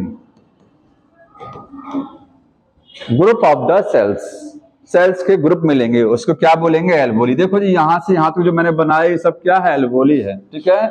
contain group of the cells, group of cells मिलेगा कॉल्ड एल्वोली, एल्वियोली। मिल्क कहां बनता है? एल्वोली के अंदर। ये जो सेल्स लाल रंग से दिखाई गई हैं एल्वोली, यानी कि ये एल्वोली की सेल्स। एक्चुअली एल्वोली पूरा, ध्यान रखना, ये पूरा बंच, गुच्छा को एल्वोली बोलते हैं। जैसे अंगूर, ग्रेप्स का एक गुच्छा है, उसमें ढेर सारे छोटे छोटे ग्रेप्स हैं, तो हर ग्रेप्स को आप बोलेंगे सेल्स और बंच को बोलेंगे एल्वोली। तो एल्वोली पूरा यहां से यहां तक एक हो गया, ये दूसरा हो गया, मैंने दो बनाया, ढेर सारे होंगे, ठीक है। Bunch of the cells. इन्हीं सेल में क्या बनेगा? मिल्क बनेगा। बन करके रिलीज कहां होगा? Lumen of the alveoli. Book ने लिखा है कि milk is synthesised in the cells of the alveoli. Alveoli की जो सेल्स है इनमें मिल्क बनेगा और बन के रिलीज कहां होगा? रिलीज होगा यहाँ ल्यूमेन। ल्यूमेन का मतलब जो खाली जगह, किसका ल्यूमेन है ये? एल्वोली का ल्यूमेन। एल्वोली पूरा है ये अकेला एल्वोली नहीं है, ये तो सेल है उसका। इसलिए साफ साफ यहां लिख दिया है कि एल्वोली में क्लस्टर ऑफ सेल्स होती हैं, ठीक है। समझ में आ रहा है? हाँ बताइए, बताते रहिए। अरे मेमोरी ट्यूब आगे बताने जा रहे हैं, रुक जाइए, मैं सब बता रहा हूं। मैं मिल्क प्रोड्यूस होगा इन सेल्स ऑफ एल्वोली, एल्वोली की सेल्स में होगा। एंड रिलीज कहां होगा? And released in lumen. Alveoli में जो बीच में खाली जगह है वहां जाकर के उसमें रिलीज किया जाएगा मिल्क। सेल्स रिलीज करेंगे, किसमें रिलीज करेंगे? सेल्स मिल्क बनाएंगे, रिलीज कहां करेंगे? सबसे पहले ल्यूमेन में रिलीज। अंडरलाइन कर लीजिएगा इस लाइन को। समझ में आ रहा है? ये छोटा छोटा लाइन है, आप जानते सब हैं, लेकिन कहीं इन और कहीं फ्रॉम, इसमें कंफ्यूजन हो जाता है, ठीक है। समझ में आ रहा है? अब देखिए, अब इसको हम बताने जा रहे हैं कि मिल्क कहां बनेगा और बन करके कहां जाएगा लास्ट में जाकर। एक चीज और समझिए, यहां पर अगले स्लाइड पर आ जाए। ये देखिए, ये पोर्शन जो है इसको बोलते हैं एरियोला। Areola, AREOLA, areola. ये क्या? और ये आगे का हिस्सा है निपल, ठीक है, NIPPLA। एरियोला है ब्लैक पिगमेंटेड एरिया। ये ब्लैक या ब्राउन कलर का हो सकता है और पिगमेंटेड होता है, ठीक है। पिगमेंटेड का मतलब वही है कि इसमें कलर ज्यादा होते हैं। जैसे हमारी स्किन अगर डार्क है तो ये पिगमेंटेड ज्यादा है, और फेयर कलर होता तो पिगमेंट कम है। तो ये डार्क पिगमेंटेड एरिया है, ये है डार्क पिगमेंटेड एरिया है। निपल्स हो गया, यहां से मिल्क रिलीज होगा, यहां से मिल्क रिलीज किया जाएगा। अब अंदर इसमें क्या है? अभी आपको बताया कंपार्टमेंट हैं 15 से 20 तक। अब समझना है एक कंपार्टमेंट में क्या क्या होता है, मिल्क कहां बना, कैसे आया, वो यहां समझ लीजिए। ये मैंने एक एल्वोली बनाया,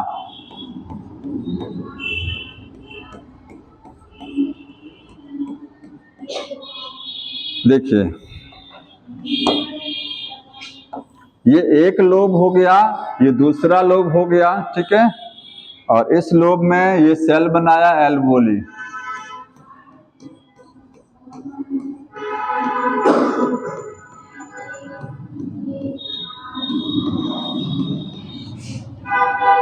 ट्यूब समझना है, इसमें ट्यूब कंफ्यूजन होता बस खाली।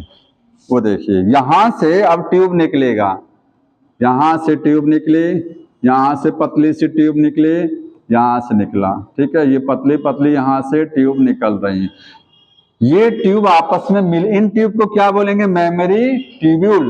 ये है मेमोरी ट्यूब्यूल्स, ठीक है। अब लिखा बुक ने कि all mammary tubules of the each lobe, her lobe, एक लोब, दो लोब, ऐसे 15, हर लोब की जितनी मेमोरी ट्यूब्यूल, कोई जरूर नहीं दो बनाए मैंने, और भी हो सकती हैं, जितनी मेमोरी ट्यूब्यूल हैं आपस में जुड़ जाती हैं और एक ट्यूब बनाती हैं, उसको बोलते हैं मेमोरी डक्ट। तो ये सब मिलकर के क्या बना देंगे? ये सब मिलकर के एक डक्ट बनाएंगे, उसको क्या बोलेंगे? मेमोरी डक्ट, ठीक है। ये है मेमोरी डक्ट। तो बुक में वो लाइन अंडरलाइन कर लीजिएगा, लिखा होगा एक लाइन कि all mammary tubules of each lobe, her lobe में जितनी ट्यूब्यूल्स हैं, ईच लोब जुड़ जाती हैं, ठीक है, ज्वाइंट कर जाती हैं एंड फॉर्म करती हैं मेमोरी डक्ट। एमडी लिख दिया मैंने शॉर्ट फॉर्म में। अब मेमोरी डक्ट हो गया। मेमोरी डक्ट से क्या बनेगा? एम्पुला। एम्पुला कैसे बनेगा? एम्पुला में देखिए ये एक लोब है, ये दूसरा है, ऐसे यहां पर ये तीसरा होगा, ये चौथा, 15 होंगे, 15 से 20। फिर से देखिए, जितनी एक लोब में जितना एल्वोली होती हैं सभी से ट्यूब निकलती हैं, ठीक है। इन ट्यूब को क्या बोलते हैं? Memory tubule. और एक लोब में जितना मेमोरी ट्यूब्यूल होता, 2 है, जितना 10 होगा, सब आपस में मिलकर के मेमोरी डक्ट बना देती हैं। तो एक लोब से एक मेमोरी डक्ट निकलेगा। कितना निकलेगा? एक निकलेगा ना। Number of mammary duct is equal to number of mammary lobes. Note कर लीजिएगा, number of mammary duct equal to क्या होता है? Number of mammary lobes. ये लाइन समझ रहे हैं ना मैं क्या बता रहा हूं?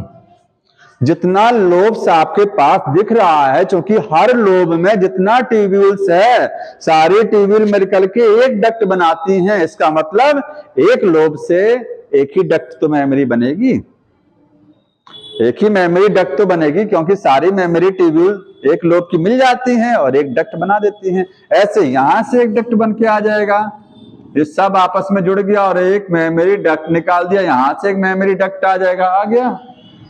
तो जितनी लोब्स हैं उतना ही मेमोरी डक्ट है, 15 से 20 होती हैं। अब कुछ मेमोरी डक्ट आपस में मिलकर के एम्पुला बनाता है। वो फिक्स नंबर नहीं है कि एक मेमोरी डक्ट ये हुआ, एक ये हुआ, एक ही हो सकता है तीनों आपस में मिलकर क्या बना दें? एक बड़ी ट्यूब बना दें। इसको क्या बोले हैं? एम्पुला।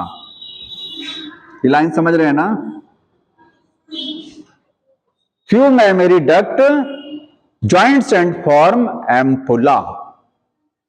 एक लोब से एक एम्पुला नहीं बनेगा, एक लोब से एक मेमोरी डक्ट निकलेगा, लेकिन कई मेमोरी डक्ट, 2, 3 भी हो सकता है, आपस में जुड़ करके एक वाइड ट्यूब बनाती हैं। उसको क्या बोलते हैं? एम्पुला।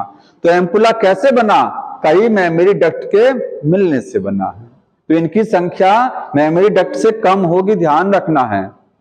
इनकी संख्या ज्यादा और इनकी कम, क्योंकि इनके मिलने से तो ये बन रहा है एम्पुला। ये लाइन समझ रहे हैं ना? एम्पुला कैसे बना? एम्पुला कैसा होता है? फूला हुआ है, देखिए, ये देखो जी, ये एम्पुला हो गया, ठीक आ रहा ना? मेमोरी एम्पुला है ये, मेमोरी एम्पुला।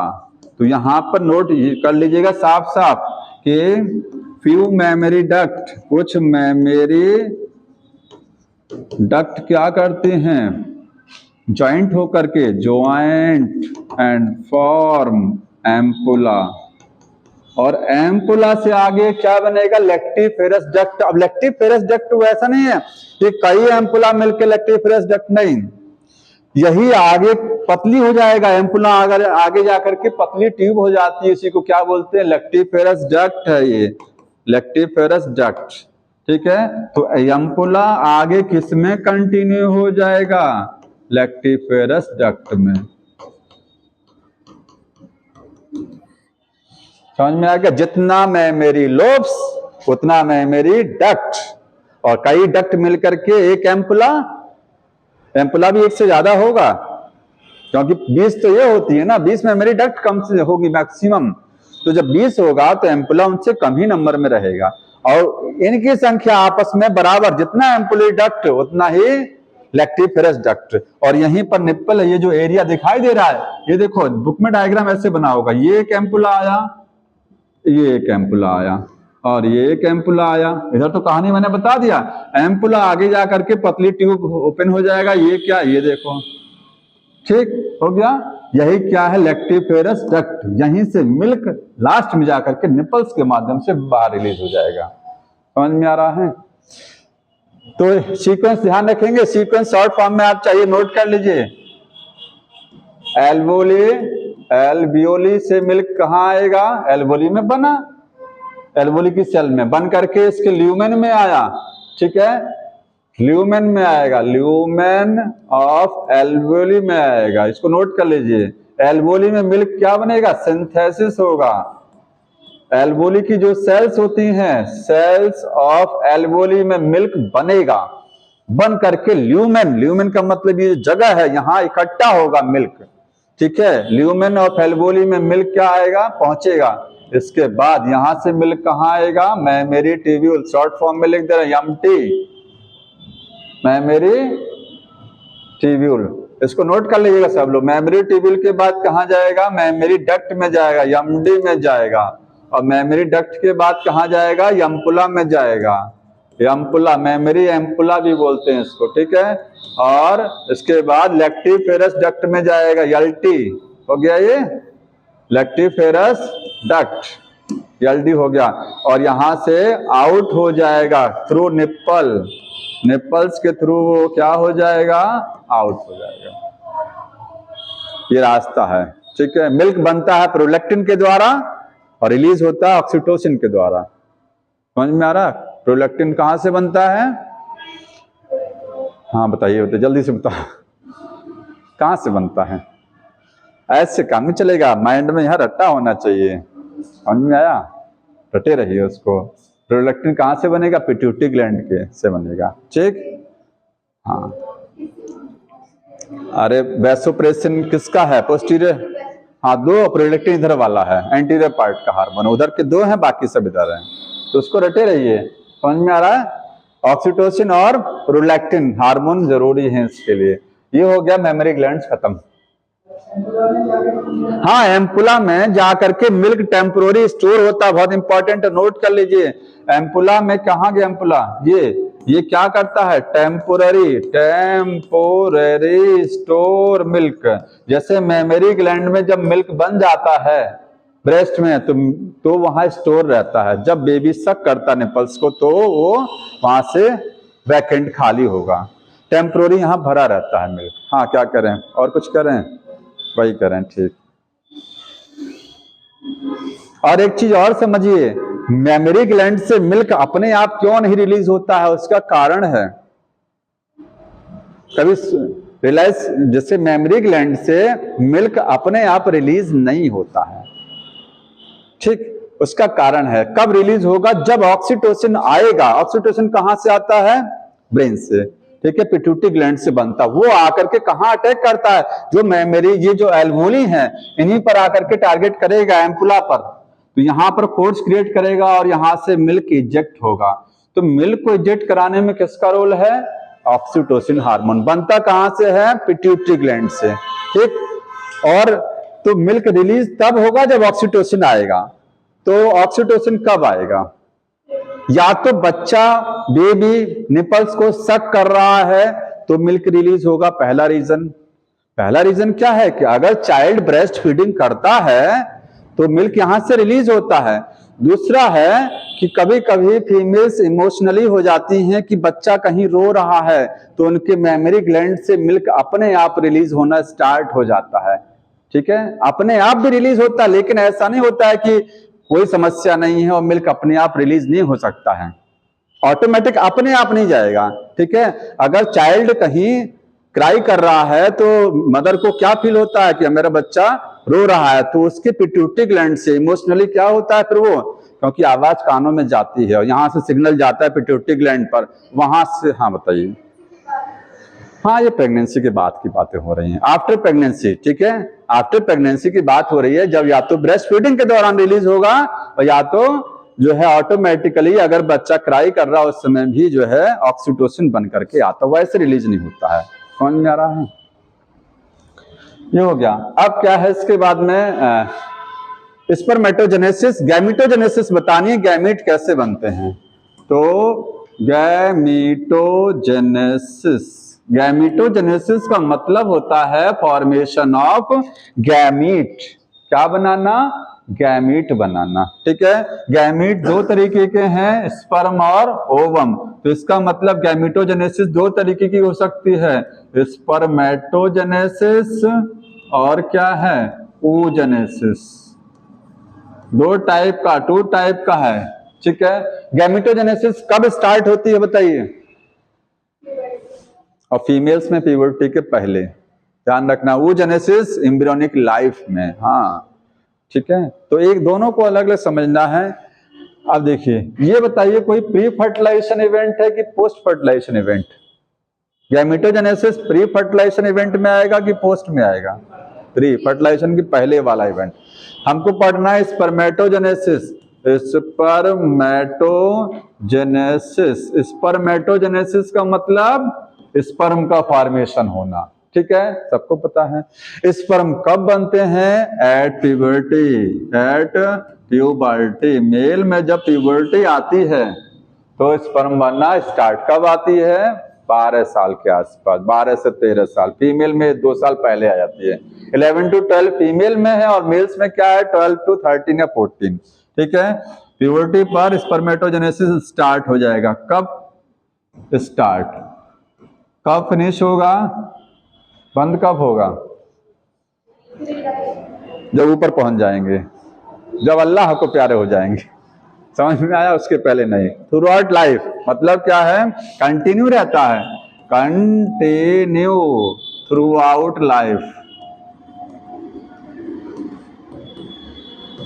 पूरी लाइफ स्पर्मेटोजेनेसिस चलती है। एक स्पर्म बनने में कितना दिन लगते हैं? 72 दिन का समय, 72 डेज, 72 डेज लगते हैं फॉर स्पर्म फॉर्मेशन। स्पर्म बनाने में एक स्पर्म, हालांकि एक तो नहीं बनता है, करोड़ों की संख्या में बनते हैं, लेकिन एक का भी कहेंगे तो 72 दिन का समय लगता है। तो स्पर्म थ्रू रेगुलर बनते रहते हैं। ऐसा नहीं होता है कि क्वाइटस करना है, सेक्सुअल इंटरकोर्स करना, फर्टिलाइजेशन कराना है तो 72 दिन का इंतजार नहीं किया। स्पर्म लगातार बनते रहते हैं, पर डे बनेंगे, डिस्ट्रॉय होते रहते हैं, बनते रहते हैं, डिस्ट्रॉय होते रहते हैं। समझ में आया? स्पर्मेटोजेनेसिस कहाँ चलती है? टेस्टिस में। कहाँ चलता है ये प्रोसीजर? टेस्टिस में चलता है, एंड टेस्टिस। कितना इवेंट होता है इसमें? तो स्टेप कहेंगे तो 3 सब में, स्टेप्स में। पहला है सेल डिवीजन, सेल डिवाइड करती हैं, डिवीजन होता है मतलब ग्रोथ, सेल डिवीजन फेज। दूसरा क्या है? ग्रोथ फेज होता है। और तीसरा क्या है? Maturation phase, maturation phase. Growth को ही क्या बोलते हैं? Differentiation, different. ठीक है, ये 3 स्टेजेस में जाकर के पूरा होता है। और लास्ट में जो दिया है स्पर्मियोजेनेसिस, वो अंतिम पद है, अंतिम स्टेप है स्पर्मेटोजेनेसिस का। सबसे लास्ट का स्टेप कौन सा है? इवेंट स्पर्मियोजेनेसिस, उसी का हिस्सा है। हाँ, स्पर्मेटोजेनेसिस का ही लास्ट इवेंट जो है वो स्पर्मियोजेनेसिस। अभी आप नोट कर लीजिए, अभी आप समझाएंगे। इसका जो लास्ट इवेंट होता है, सबसे अंतिम इवेंट, वो क्या है? स्पर्मियोजेनेसिस। ठीक, अब कैसे स्पर्म बनता है वो देख लीजिए। हो गया है?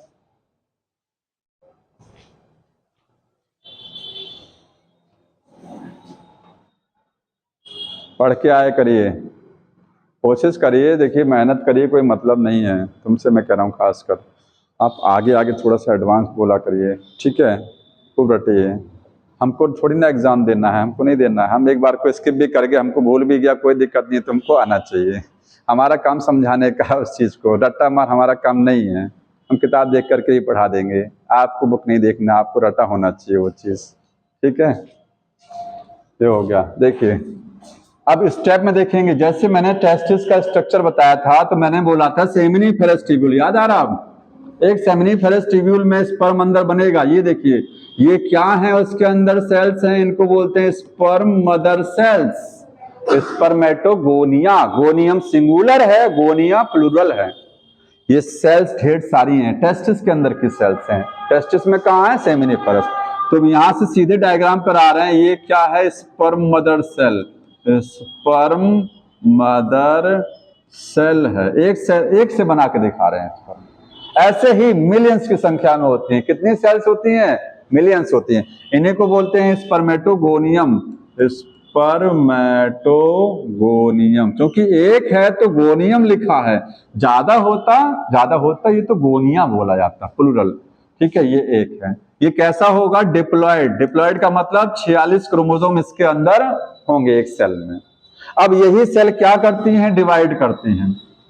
पहले ये अपना नंबर बढ़ाते हैं। तो स्पर्म मदर सेल क्या करती हैं, डिवाइड करती हैं, और डिवाइड करेगा वही डिवीजन। पहला फेज कौन सा बताया मैंने, सेल डिवीजन। माइटोसिस होगा, इनमें क्या होगा, माइटोसिस होगा। कितनी बार माइटोसिस होगी, 2 बार हो जाती है। ठीक है, एक से 2 बनेगा, माइटोसिस होगा तो 2 बनेगा, और फिर 2 से एक बार और माइटोसिस हो जाएगा तो 4 सेल बन जाएगा।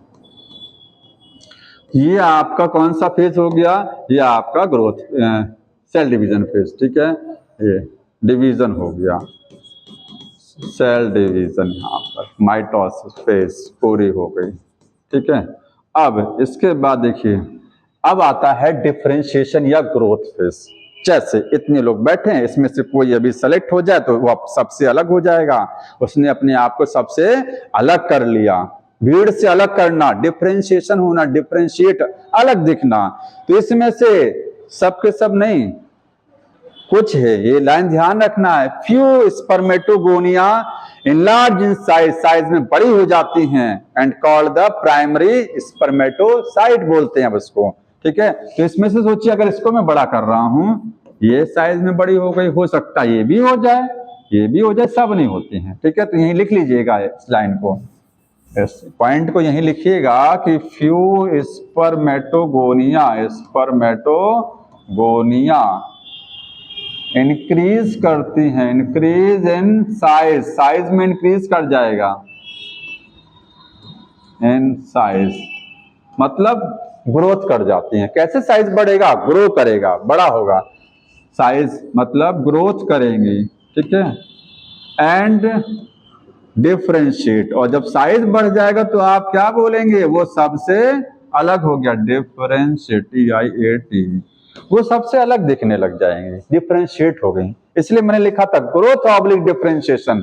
जब ग्रोथ होगी तो सबसे अलग दिखेगा वो, और उसी को क्या बोलेंगे, वो सबसे अलग हो गया, डिफरेंशिएट हो गया। ठीक है, अब इसको क्या बोलेंगे, इसको बोलेंगे प्राइमरी स्पर्मेटोसाइट, स्पर्मेटोसाइट बोला जाएगा। ठीक है, आगे लिख सकते हैं, एंड कॉल्ड प्राइमरी स्पर्मेटोसाइट, जल्दी से लिख दे रहा हूं। ठीक है, ये फेज हो गया। दूसरा फेज कौन सा, ग्रोथ स्टेप, ये हो गया ग्रोथ, ग्रोथ ऑब्लिक डिफरेंशिएशन भी लिख लीजिएगा पूरा।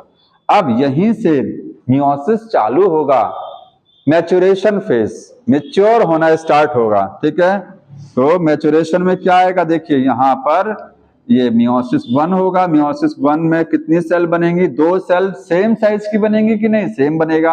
अभी तक 2n चल रहा है, यहाँ पर 46 क्रोमोसोम चल रहे हैं। ध्यान रखना सभी में कितने अभी, क्योंकि माइटोसिस में क्रोमोसोम का नंबर सेम रहता है, अभी तक सब सेम है। मियोसिस होगा तब बदलेगा। अब मियोसिस 1 होने जा रहा है, मियोसिस 1।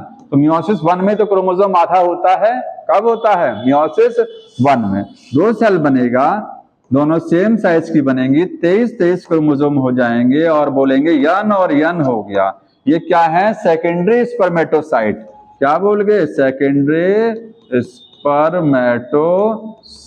तो प्राइमरी से सेकेंडरी कैसे बनता है, मियोसिस 1 से बनता है, ध्यान रखेंगे। यहीं से अब आगे जितना भी चलेगा ना, वो सब क्या, मैच्योरेशन फेज चल रही है। एक बार एरो लगा देंगे, लास्ट तक लगाइएगा एरो। यहीं से एक बार एरो बढ़ाइए और ये लिखिए मैच्योरेशन, मैच्योरेशन फेज का एरो है ये, यहीं से। ठीक है, मियोसिस 1 जहां से स्टार्ट हो गए। अब इससे भी 2 सेल बनेगा, इससे। मियोसिस 1 के बाद कौन सी मियोसिस आती है, मियोसिस 2 आता है। तो मियोसिस 2 जब आएगा तो देखिए,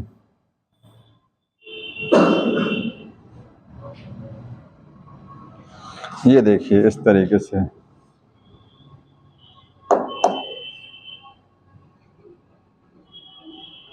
अब यहाँ पर मियोसिस 2 होगा तो एक सेल बनेगा, एक यहाँ बना, एक यहाँ बना, इनको क्या बोलेंगे? स्पर्मेटिड। अब क्या नाम रहेगा? स्पर्मेटिड। 4 है ना, एक से कितने बने? 4। ठीक है, ये क्या रहेंगे सब? यन, क्योंकि यन पहले ही हो चुका है तो ये मियोसिस सेकंड हो गया, माइटोसिस के इक्विवेलेंट। ये वाला एरो आप आगे बढ़ा देंगे, ये मैचुरेशन चल रहा अभी। अब स्पर्मेटिड से क्या बनना है? स्पर्म बनना है। यहां से अब आप बोलेंगे स्पर्म बनेगा, लाइन खींच रहे हैं, ये देखिए चारों के चारों क्या बना देंगे? स्पर्म। ये देखो असली वाला स्पर्म अब आ गया ये। तो स्पर्मेटिड से स्पर्म बन गए। स्पर्म का दूसरा नाम स्पर्मेटोजोआ। क्या बोलते हैं इसको? स्पर्मेटोजोआ बोलेंगे। ठीक है, इस प्रोसेस को क्या बोलेंगे? स्पर्मियोजेनेसिस। स्पर्मेटिड से स्पर्म बनना ये प्रोसेस अलग से है, ये है स्पर्मियोजेनेसिस। ठीक है, अभी यहां तक चलेगा ये देखिए मैचुरेशन फेज यहां से यहां तक, जब तक स्पर्म नहीं बन जाते हैं, और स्पर्मेटोजेनेसिस अब जाकर के पूरा हुआ। तो इसका लास्ट इवेंट कौन सा है? स्पर्मियोजेनेसिस। लास्ट इवेंट है ना इसका, सबसे लास्ट वाला स्टेप कौन सा होता है? स्पर्मियोजेनेसिस। अब थोड़ा सा स्पर्मियोजेनेसिस के बारे में ध्यान रखना है कि स्पर्मियोजेनेसिस कैसे होती है। स्पर्मेटिड से स्पर्म का बनना ही spermiogenesis, it is the part of the spermatogenesis का एक हिस्सा है। ठीक, क्या इवेंट होते हैं? तो ये देखिए, जैसे ये स्पर्मेटिड है, ये क्या है? स्पर्मेटिड है, इससे क्या बनेगा? स्पर्म। तो स्पर्म ऐसा होता है कुछ, ऐसे तो होता है स्पर्म। ये कैसे बन गया? यहां से इसको बनाने में जो भी चेंज हुआ होगा, जो भी बदलाव हुआ होगा, सारे चेंज को क्या बोलेंगे? स्पर्मियोजेनेसिस। क्या क्या चेंज आते हैं वो देख लीजिए। ये सेल पहले लंबी होगी थोड़ी सी, ये कैसे हो जाएगी? इलोंगेट। आखिर स्पर्म पूरा एक सेल है, स्पर्म क्या है? एक सेल है पूरा। ये थोड़ा सा पहले स्टेप बाय स्टेप होता है, पहले थोड़ा सा ये लंबा हो जाएगा, इलोंगेट। ठीक है, और क्या होगा? इसमें जो गोल्गी बॉडी होगा, गोल्गी बॉडी, उससे क्या बन जाएगा? एक्रोसोम। क्योंकि जानते हैं स्पर्म में जो हेड होता है, हेड के ऊपरी हिस्से पे क्या होता है? एक एक्रोसोम। तो गोल्गी बॉडी से क्या बन गया? एक्रोसोम बन गया। कितने सेंट्रियोल हैं इसमें? 2 सेंट्रियोल होते हैं। सेंट्रियोल, एक सेंट्रियोल यहां रह जाएगा, कहां पर? नेक वाले हिस्से में, और एक सेंट्रियोल से क्या बन जाएगा? टेल का फिलामेंट बनेगा, एक्सोनीम। ठीक है, तो यहां पर जो सेंट्रियोल हैं, वो सेंट्रियोल से क्या बन जाएगा? एक आपका नेक में चला जाएगा और एक टेल का फिलामेंट बना देगा। इसके जो माइटोकॉन्ड्रिया है वो मिडिल पीस में जाकर के अरेंज हो जाएंगे, सब अपनी अपनी जगह सेट हो जाते हैं। एक सेंट्रियोल गर्दन में चला जाएगा, सिर वाले हिस्से में न्यूक्लियस आ जाएगा, यहाँ जो न्यूक्लियस रहेगा वो कहाँ पहुंच जाएगा? सिर वाले हिस्से में। एक्रोसोम यहाँ है, गोल्गी बॉडी से बना हुआ पार्ट। नेक रीजन में एक सेंट्रियोल, दूसरा centriole tail filament. Mitochondria spirally arrange हो गया। कैसे अरेंज हो गया? स्पाइरली। अब इसी की स्ट्रक्चर देख लीजिए कि स्पर्म का स्ट्रक्चर कैसे होता है, बताइए।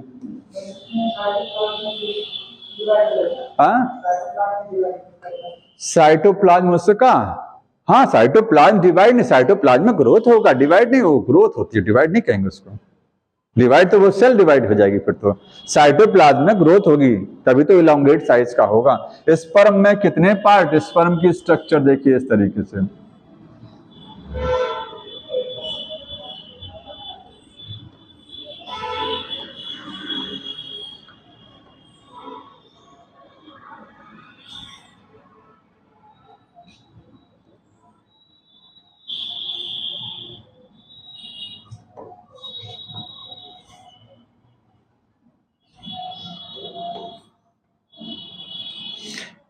यह सब लोगों ने पढ़ रखा होगा, इसको मैं जल्दी जल्दी खत्म कर देता हूँ। क्यों जी, खत्म कर दें जल्दी? कुछ नहीं इसमें। स्पर्म में कितने पार्ट? ये देखिए यही समझा दे रहे हैं। ये पार्ट कौन सा? यहां से लेकर के यहां तक का, ऊपर तक का पार्ट, ये है हेड। ठीक है, हेड में बोलते हैं कि हेड के ऊपरी सिरे पर क्या है? Proximal part of the head, proximal का मतलब ऊपरी, ऊपरी सिरे पर क्या है, एक्रोसोम, तो ये है एक्रोसोम। ये बनता किससे है, फ्रॉम गोल्गी बॉडी से। गोल्गी बॉडी कहाँ था, ये स्पर्मेटिड में जो गोल्गी बॉडी था ना, उसी गोल्गी बॉडी से क्या बन गया, स्पर्म के हेड में एक हिस्सा बना है एक्रोसोम स्ट्रक्चर। इसके अंदर होता क्या है, तो एक्रोसोम में बोलेंगे कंटेन वो एंजाइम्स होते हैं, क्या होते हैं, हाइड्रोलाइटिक एंजाइम्स, हाइड्रोलाइटिक एंजाइम्स। कौन कौन से हाइड्रोलाइटिक एंजाइम होते हैं, हाई एलिनोडेज, स्पर्म लाइसिन। मतलब जब ओवा का स्पर्म से मिलन होता है तो ओवम की जो वॉल होती है उस वॉल को तोड़ने का काम स्पर्म का एक्रोसोम करता है। यहां से एंजाइम रिलीज होते हैं जो इस ओवम की वॉल को पेनिट्रेट कराते हैं, ठीक है। यहाँ पर क्रोमोसोम होंगे, इसमें क्या है, ये क्रोमोसोम होंगे, न्यूक्लियस है तो क्रोमोसोम, कितने क्रोमोसोम होंगे, वो 23 होते हैं। ये मिडिल पीस है, ये पार्ट क्या है, सॉरी नेक है, ये पार्ट छोटा सा नेक है। नेक में याद रखिए सेंट्रियोल होता है, 2 सेंट्रियोल, एक नेक में फंस जाता है और एक यहाँ, ये प्रोक्सिमल सेंट्रियोल है। कौन सा वाला है ये, प्रोक्सिमल सेंट्रियोल। प्रोक्सिमल आगे वाला सेंट्रियोल, जब ये सेल रहा होगा तो उसमें 2 सेंट्रियोल थे, एक प्रोक्सिमल आगे, एक पीछे वाला डिस्टल। डिस्टल सेंट्रियोल कहाँ चला गया, यहीं से डिस्टल ने टेल बना दिया। ये देखिए टेल, टेल ध्यान रखिए मिडिल पीस से होती हुई आती है टेल, ऐसा नहीं कि यहीं से निकल रही है, मिडिल पीस से होती हुई आ रही है, ठीक है। ये एक्सोनीम है, इसको क्या बोलेंगे, ओहो गायब हो रहा है, इरेजर दबा है। ये देखिए यहां पर ये जो लाइन बीच में खींची गई है ये एक्सोनीम है। तो 2 पार्ट देखिए, पहला पार्ट हेड, हेड में न्यूक्लियस, हेड में एक्रोसोम, दूसरा पार्ट नेक, नेक में क्या होता है, एक सेंट्रियोल, कौन सा वाला, प्रोक्सिमल। इसके बाद तीसरा पार्ट ये मिडिल पीस, क्या बोलते हैं इसको, मिडिल पीस बोलेंगे। मिडिल पीस में क्या है, माइटोकॉन्ड्रिया। माइटोकॉन्ड्रिया कैसे है, स्पाइरली अरेंज है, स्पाइरल पैटर्न में है। स्पाइरल जानते हैं, ये वाला स्पाइरल देखिए, अब यहाँ तो वो नहीं बन सकता, ऐसे तो चल रहा है, ये भी जिगजैग पैटर्न है ना। ये क्या है, spirally arrange, spirally arrange mitochondria है। एनर्जी देगा टेल को मूव कराने के लिए। ये पार्ट टेल है, टेल के ऊपर ये जो हिस्सा दिखाई दे रहा है आपको, ये पार्ट बता सकते हैं ये क्या है, टेल के अंदर एक फिलामेंट है, इस फिलामेंट को बोलते हैं एक्सोनीम। और टेल के बाहर जो कवरिंग दिखाई दे रही है, कवर है टेल का, टेल का जो कवर दिखाई दे रहा है भाई, बीच में एक लाइन चल रही है, लाइन क्या है, एक्सोनीम, टेल फिलामेंट। बाहर जो कवर है, खोखा जिसको कह सकते हैं, वो क्या है ये, टेल शीथ है, शीथ कवर होता है, ठीक है। ये क्या है, टेल शीथ। इसके अंदर साइटोप्लाज्म होगा, ध्यान रखना है, स्पर्म में साइटोप्लाज्म, यहां पर भी क्योंकि ये सेल है, यहां पर साइटोप्लाज्म भी है, ठीक है। साइटोप्लाज्म इसके अंदर भी मिलेगा, इसके अंदर भी मिलेगा, यहां भी मिलेगा, हर जगह साइटोप्लाज्म मिलेगा, ठीक है। तो ये हो गया स्पर्म का स्ट्रक्चर। अब देखिए, वन इजाकुलेशन, एक इजाकुलेशन, इजाकुलेशन जानते हैं क्या होता है, सेक्सुअल इंटरकोर्स के दौरान पेनिस से जो सीमेन रिलीज होता है उसको क्या बोलते हैं, उस इवेंट को इजाकुलेशन होना। अरे डिस्टल वो बना दिया, एक्सोनीम बना दिया, डिस्टल सेंट्रियोल एक्सोनीम बना दिया ना, लिख लीजिए कहां से बनेगा, फ्रॉम डिस्टल, डिस्टल सेंट्रियोल से बनेगा। ये टेल फिलामेंट इसी को कहते हैं, यही क्या है, टेल का फिलामेंट है, ठीक है। हाँ फ्लैजिला, फ्लैजिला पूरा ध्यान रखिएगा, फ्लैजिला ये पूरा है, फ्लैजिला में ये भी आएगा, ये भी आएगा, ठीक है। यहां इसके बाद सारा हिस्सा फ्लैजिला है ये। तो देखिए इजाकुलेशन का मतलब होता है release of semen, semen release होना पेनिस से, फ्रॉम पेनिस। किस समय, सेक्सुअल इंटरकोर्स में, जब ऑर्गासम एक पोजीशन होती है, पीक प्लीजर का ऑर्गासम बोलते हैं उस समय। तो वन इजाकुलेशन में कितने, 200 से लेकर के 300 स्पर्म रिलीज, इतना मिलियंस 300 मिलियंस स्पर्म रिलीज होते हैं, ठीक है। और कितना ml सीमेन बनता है? 2 से 3 ml। आप बोलेंगे 2 to 3 ml सीमेन रिलीज होगा। 2 से 3 ml सीमेन रिलीज होता है और उसमें टोटल कितने होते हैं? 200 से 300 मिलियन स्पर्म। मतलब 1 ml में 100 मिलियन स्पर्म, क्योंकि देखिए 2 से 3 ml सीमेन बन रहा है टोटल, और टोटल स्पर्म कितने आ रहे हैं? 200 से 300 मिलियन। किस में आ रहे हैं? 2 से 3 ml सीमेन के अंदर इतने स्पर्म। तो आप देखेंगे तो 1 मिलियन में कितना हुआ भाई? 2 मिलियन में 200, 3 मिलियन में 300, तो 1 मिलियन में 100, सॉरी 1 ml में 100। 1 ml में 100 मिलियन स्पर्म लिख लेंगे। 1 ml सीमेन में कितने? 100 मिलियन, 100 मिलियन स्पर्म होते हैं। करोड़ों अरबों की संख्या में स्पर्म हो गया। फर्टिलाइजेशन 1 से होता है, ठीक है।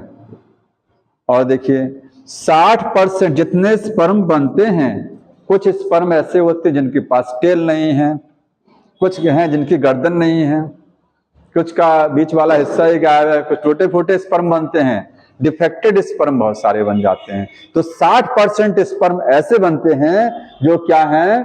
थोड़ा सा प्रॉपर होते हैं, ठीक है, इनकी स्ट्रक्चर वगैरह ठीक होती है।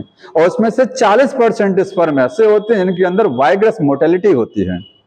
क्योंकि स्पर्म ज्यादा बनाना कोई बड़ी बात नहीं है, स्पर्म मोटाइल भी होना चाहिए, रेस में आगे भी निकलना चाहिए। बहुत सारे स्पर्म तो वेजाइना के थ्रू एंगल्फ कर लिए जाते हैं, खा लिए जाते हैं, मर जाते हैं। जैसे कहते नहीं कि चाइल्ड नहीं हो रहा है, बच्चे नहीं हो रहे हैं, पर और प्रेगनेंसी डेवलप नहीं हो रही है। क्यों नहीं हो रही? बहुत सारे रीजन है उसमें। हो सकता है स्पर्म ना बनता हो सकता बनता हो लेकिन स्पर्म की क्वालिटी खराब हो। अब क्वालिटी का मतलब क्या होता है? स्पर्म वीक बहुत ज्यादा है, ठीक है, कमजोर किस्म के हैं, वो रेस मतलब वो तेजी से बढ़ नहीं पा रहे हैं, मोर्टेलिटी स्लो है उनकी। तो एक लाइन बुक ने लिखा है कि 60% जो स्पर्म इतने बनते हैं टोटल, उसमें 60% स्पर्म क्या होते हैं? क्या लिखा लाइन? एक लाइन लिखा होगा, पढ़िए उस लाइन को। और 40% स्पर्म क्या है वाइग्रस मोर्टेलिटी। क्या होती है उनके अंदर? बड़ी दिक्कत है इसको इरेज करने में। लो क्या करें? हाँ बताइए।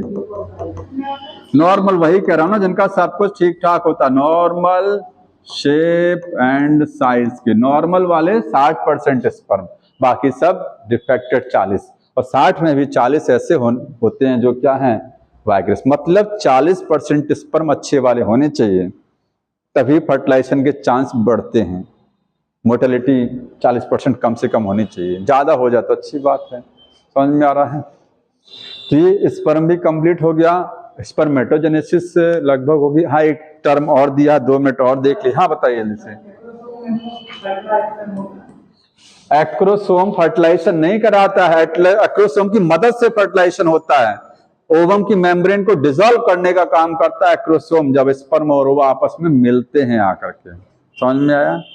एक पार्ट टर्म है स्पर्मिएशन। स्पर्मिएशन, स्पर्मिएशन ध्यान दीजिए। जैसे ये सेमिनिफेरस ट्यूब्यूल का डक्ट है ना, ये स्पर्म कहाँ बन रहा है? स्पर्म यहीं तो बना। बनने के बाद में एक दो चीजें अभी बताना भूल गया है कि सर्टोले सेल का काम मैंने नहीं बताया आपको, अगली बार समझ लीजिए। स्पर्म बन करके कहाँ आता है? आपने टेस्टिस का स्ट्रक्चर पढ़ा, टेस्टिस में ये लोब बताया था। इस लोब में बोला था 1 से 3 क्या है? सेमिनिफेरस ट्यूब्यूल है। इनके अंदर जो डक्ट है, इनके अंदर जो ट्यूब है जो पतली सी, उसी के अंदर स्पर्म आकर के इकट्ठा हो जाएगा। इसका टीएस ये है, मतलब स्पर्म यहाँ बन करके यहाँ पर स्पर्म इकट्ठे हो जाएंगे। यहाँ से निकलेंगे कैसे बता दिया था, एक बंद नहीं है ये ट्यूब है। तो टीएस दिखा रहे हैं, क्या दिखा रहे हैं उसका? Transport section. वो ऐसे समझिए, अंदर स्पर्म बना, आगे ट्यूब से निकलेगा बाहर। तो यहाँ पर स्पर्मिएशन क्या है? सेमिनिफेरस ट्यूब्यूल से स्पर्म निकल करके कहाँ आ जाना? Lumen of seminiferous tubule. Seminiferous tubule के अंदर जो जगह है उसमें स्पर्म का आकर के वहां पहुंचना स्पर्म, ठीक है। सेमिनिफेरस ट्यूब्यूल के अंदर जो डक्ट है उस डक्ट में पहुंचना, उसी को क्या बोलते हैं, स्पर्मिएशन। तो release of the sperm from the seminiferous tubule called spermiation. ये लाइन लिखा गया होगा, समझ में आ रहा है। इस लाइन को अंडरलाइन कर लीजिएगा, यहाँ नोट कर लीजिए, release of sperm and lumen of seminiferous tubule. एक शायद क्वेश्चन आया था, उस क्वेश्चन पर बड़ा, देखिए बुक में आपको थोड़ा सा रॉन्ग लिखा है, पहले आप देख लीजिए। उसने फ्रॉम सेमिनिफेरस ट्यूब्यूल लिखा हुआ है, ध्यान दीजिएगा। फ्रॉम गलत है, वो पिछले साल का शायद क्वेश्चन था, उस पर जब, या पता नहीं जब उसके पहले का होगा, तो पेपर में जो सही माना गया था वो फ्रॉम गलत किया गया था, फ्रॉम नहीं है उसमें, ध्यान दीजिए। जैसे अभी मैं बता रहा हूं, ये क्या है, सेमिनिफेरस ट्यूब्यूल। अगर इसको थोड़ा सा ब्रॉड करके बनाए तो ये बना दिया मैंने। स्पर्म कहाँ बना, यहां बना स्पर्म, ये सेल है ना स्पर्मेटोगोनिया, नहीं बना स्पर्म ना। बनने के बाद स्पर्म कहां जा गया, इसके अंदर, इस ट्यूब के अंदर जो खाली जगह, इसको क्या बोलते हैं, ल्यूमेन। कहां गया, ल्यूमेन में। तो सेमिनिफेरस ट्यूब्यूल का जो ल्यूमेन है उस पर स्पर्म पहुंचना, वहां स्पर्म जाना, इसी को क्या बोलते हैं, स्पर्मिएशन। मतलब सेमिनिफेरस ट्यूब्यूल से बाहर निकलने को नहीं बोलते हैं, उसमें लिखा है कि उससे बाहर जब निकल जाता है, आगे बढ़ जाता है, तो उसको बोलते हैं स्पर्मिएशन। थोड़ा सा देख लीजिएगा इस चीज को, ठीक है। तो अगली बार बाकी सब कंप्लीट होगा, जाइए। और कोई समस्या हो तो बताइए। तुम लोग देखते हैं गायब रहते हो अक्सर, क्यों, वो कहाँ गया, एक दिन आएगा एक दिन गायब रहेगा। तो अगली बार ये चैप्टर फिनिश तो होगा नहीं, क्योंकि अभी वो जेनेसिस बताना है इसमें, फर्टिलाइजेशन, इम्प्लांटेशन, बहुत कुछ है। ये है कि एक दिन 2 दिन लगेगा, क्वेश्चन सहित ये चैप्टर 2 दिन में फिनिश हो जाएगा। कल नहीं फिनिश होगा, जानते नहीं है, बुक में थोड़ा सा दिया है जब समझाने। अभी इसी में मैं सोचा था कि ये वो जेनेसिस आज कंप्लीट कर दी जाएगी, लेकिन नहीं हो पाई। बहुत फास्ट भी नहीं चल मिलता, पढ़ के आए होते तो हम फास्ट भी चल लेते। ठीक है।